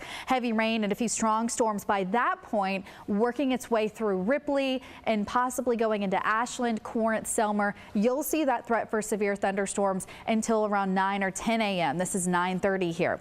After the morning, no longer seeing that threat for severe weather. So we'll probably end up expiring that First Alert weather day at some point this afternoon. This is noon today. Rain's gone. You may still have some clouds, and I can't completely rule out a stray shower late afternoon, early evening, but most of us stay dry the rest of the day. So like I said, that system pushes out. And then you see those winds kicking up with that low pressure system. Those wind gusts around 9:30 this morning could be 50 miles per hour in Memphis and Marks, about 40 to 50 miles per hour as we go through the early afternoon. Noon today is when I believe those winds will be strongest, especially over towards Bolivar, Brownsville, Dyersburg, Blytheville, Ripley, Tennessee, as well as spots like Covington. You could have 50 to 60 mile per hour winds. And even in Shelby County, we'll still have those strong winds in place as we go through this afternoon.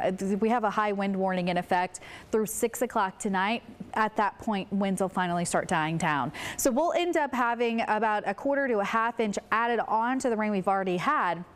We got about 2 inches of rain almost in areas in eastern Arkansas last night into early this morning. And just for the month of March, which this is March 3rd, so over the past few days, we've had about 2 inches of rain in Memphis. And again, we're going to add on to that this morning with all that heavy rain. The highest temperatures we'll have all day are occurring this morning as that cold front works its way through. It'll drop temperatures down, so we'll end up in the upper 50s later. Low temperatures drop down to the upper 30s and lower 40s tonight. Clouds clear out. Check out that First Alert weekend forecast. 62 degrees on Saturday, 70 degrees on Sunday, so should be a great weekend for us. We're still in the upper 60s on Monday too, 72 on Tuesday here on our First Alert 7-day forecast. Rain moves back in late Tuesday into Wednesday, and that cold front will drop those highs back down to the 50s at the end of next week. All right, well, a live look at our High 5 camera in Midtown Memphis. You can see a lot of clouds out there across the sky, and you can also see the wind blowing the camera around a little bit. I know it's breezy. I can see it out the window here at the station. The tree limbs blowing all over the place. Some things to note. We've had the rain. It's moved out of here. The big thing that we're dealing with now is the wind. the wind is causing a lot of problems out there. But I do have some pictures that I kind of want to take you through that we got sent into the station that we saw while we were skimming social media and came across several different pictures of things happening. There's a road closure in Covington because of a tree that has fallen down. You can see this picture here. It looks like it's also laying on top of some of those power lines. So this is at Sherwood Street at Armor Medical. The road's closed, so you can't go through here. And crews are working right now to clear this all out so people can start making their way through this area. But, you know, the strong winds causing a lot of problems like this. Another thing that we've been hearing a lot about, especially over in Arkansas, is flooding. And so let's see if I can find that picture that we had from Marion a little bit earlier. Let's see, where is it at? Yeah, look at this, the skate park over in Marion. You can see here it's flooded, a lot of water there. Another area that we heard that there was flooding, the sheriff over in Tipton County has been posting pictures on Facebook. This is some flooding that they've experienced, and this is near Bridge Road. It's Bennett Road near Bride Road. Excuse me, it's impassable because of flooding, so they're asking people to avoid that area until the water goes down. So again, we've been getting a lot of pictures. Another thing that we're paying attention to today are outages. And so I want to pull up Entergy's outage map right now for you. And you can see Mississippi dealing with a lot of outages. Let's see if I can pull up the breakdown here. Entergy Mississippi, over 18,000 outages, over 26,000 of those coming from DeSoto County. Memphis Light, Gas and Water also reporting several outages. These have only gone up throughout the morning. Let's see, let me refresh the page and see where things stand right now. Slowly but surely. Yeah, now we're over 3,000 outages, or customers impacted, I'm sorry. 319 outages, just over 30,000 customers impacted, and you can see it's lit up like a Christmas tree with all the colors on the screen here. So these are things that we're going to be breaking down for you throughout the day. We're going to be watching for you. Hopefully crews can get those the power back on, but with the wind that we're expected to see over the next couple of hours, it's likely that those outages are only going to continue to go up. So make sure that you're prepared, have your cell phone charged so you can get any alerts that you need and be able to communicate with people as you need to. For now, I'm Amanda Hanson. We're going to wrap things up here at the Digital Desk. Midday headed your way at the top of the hour.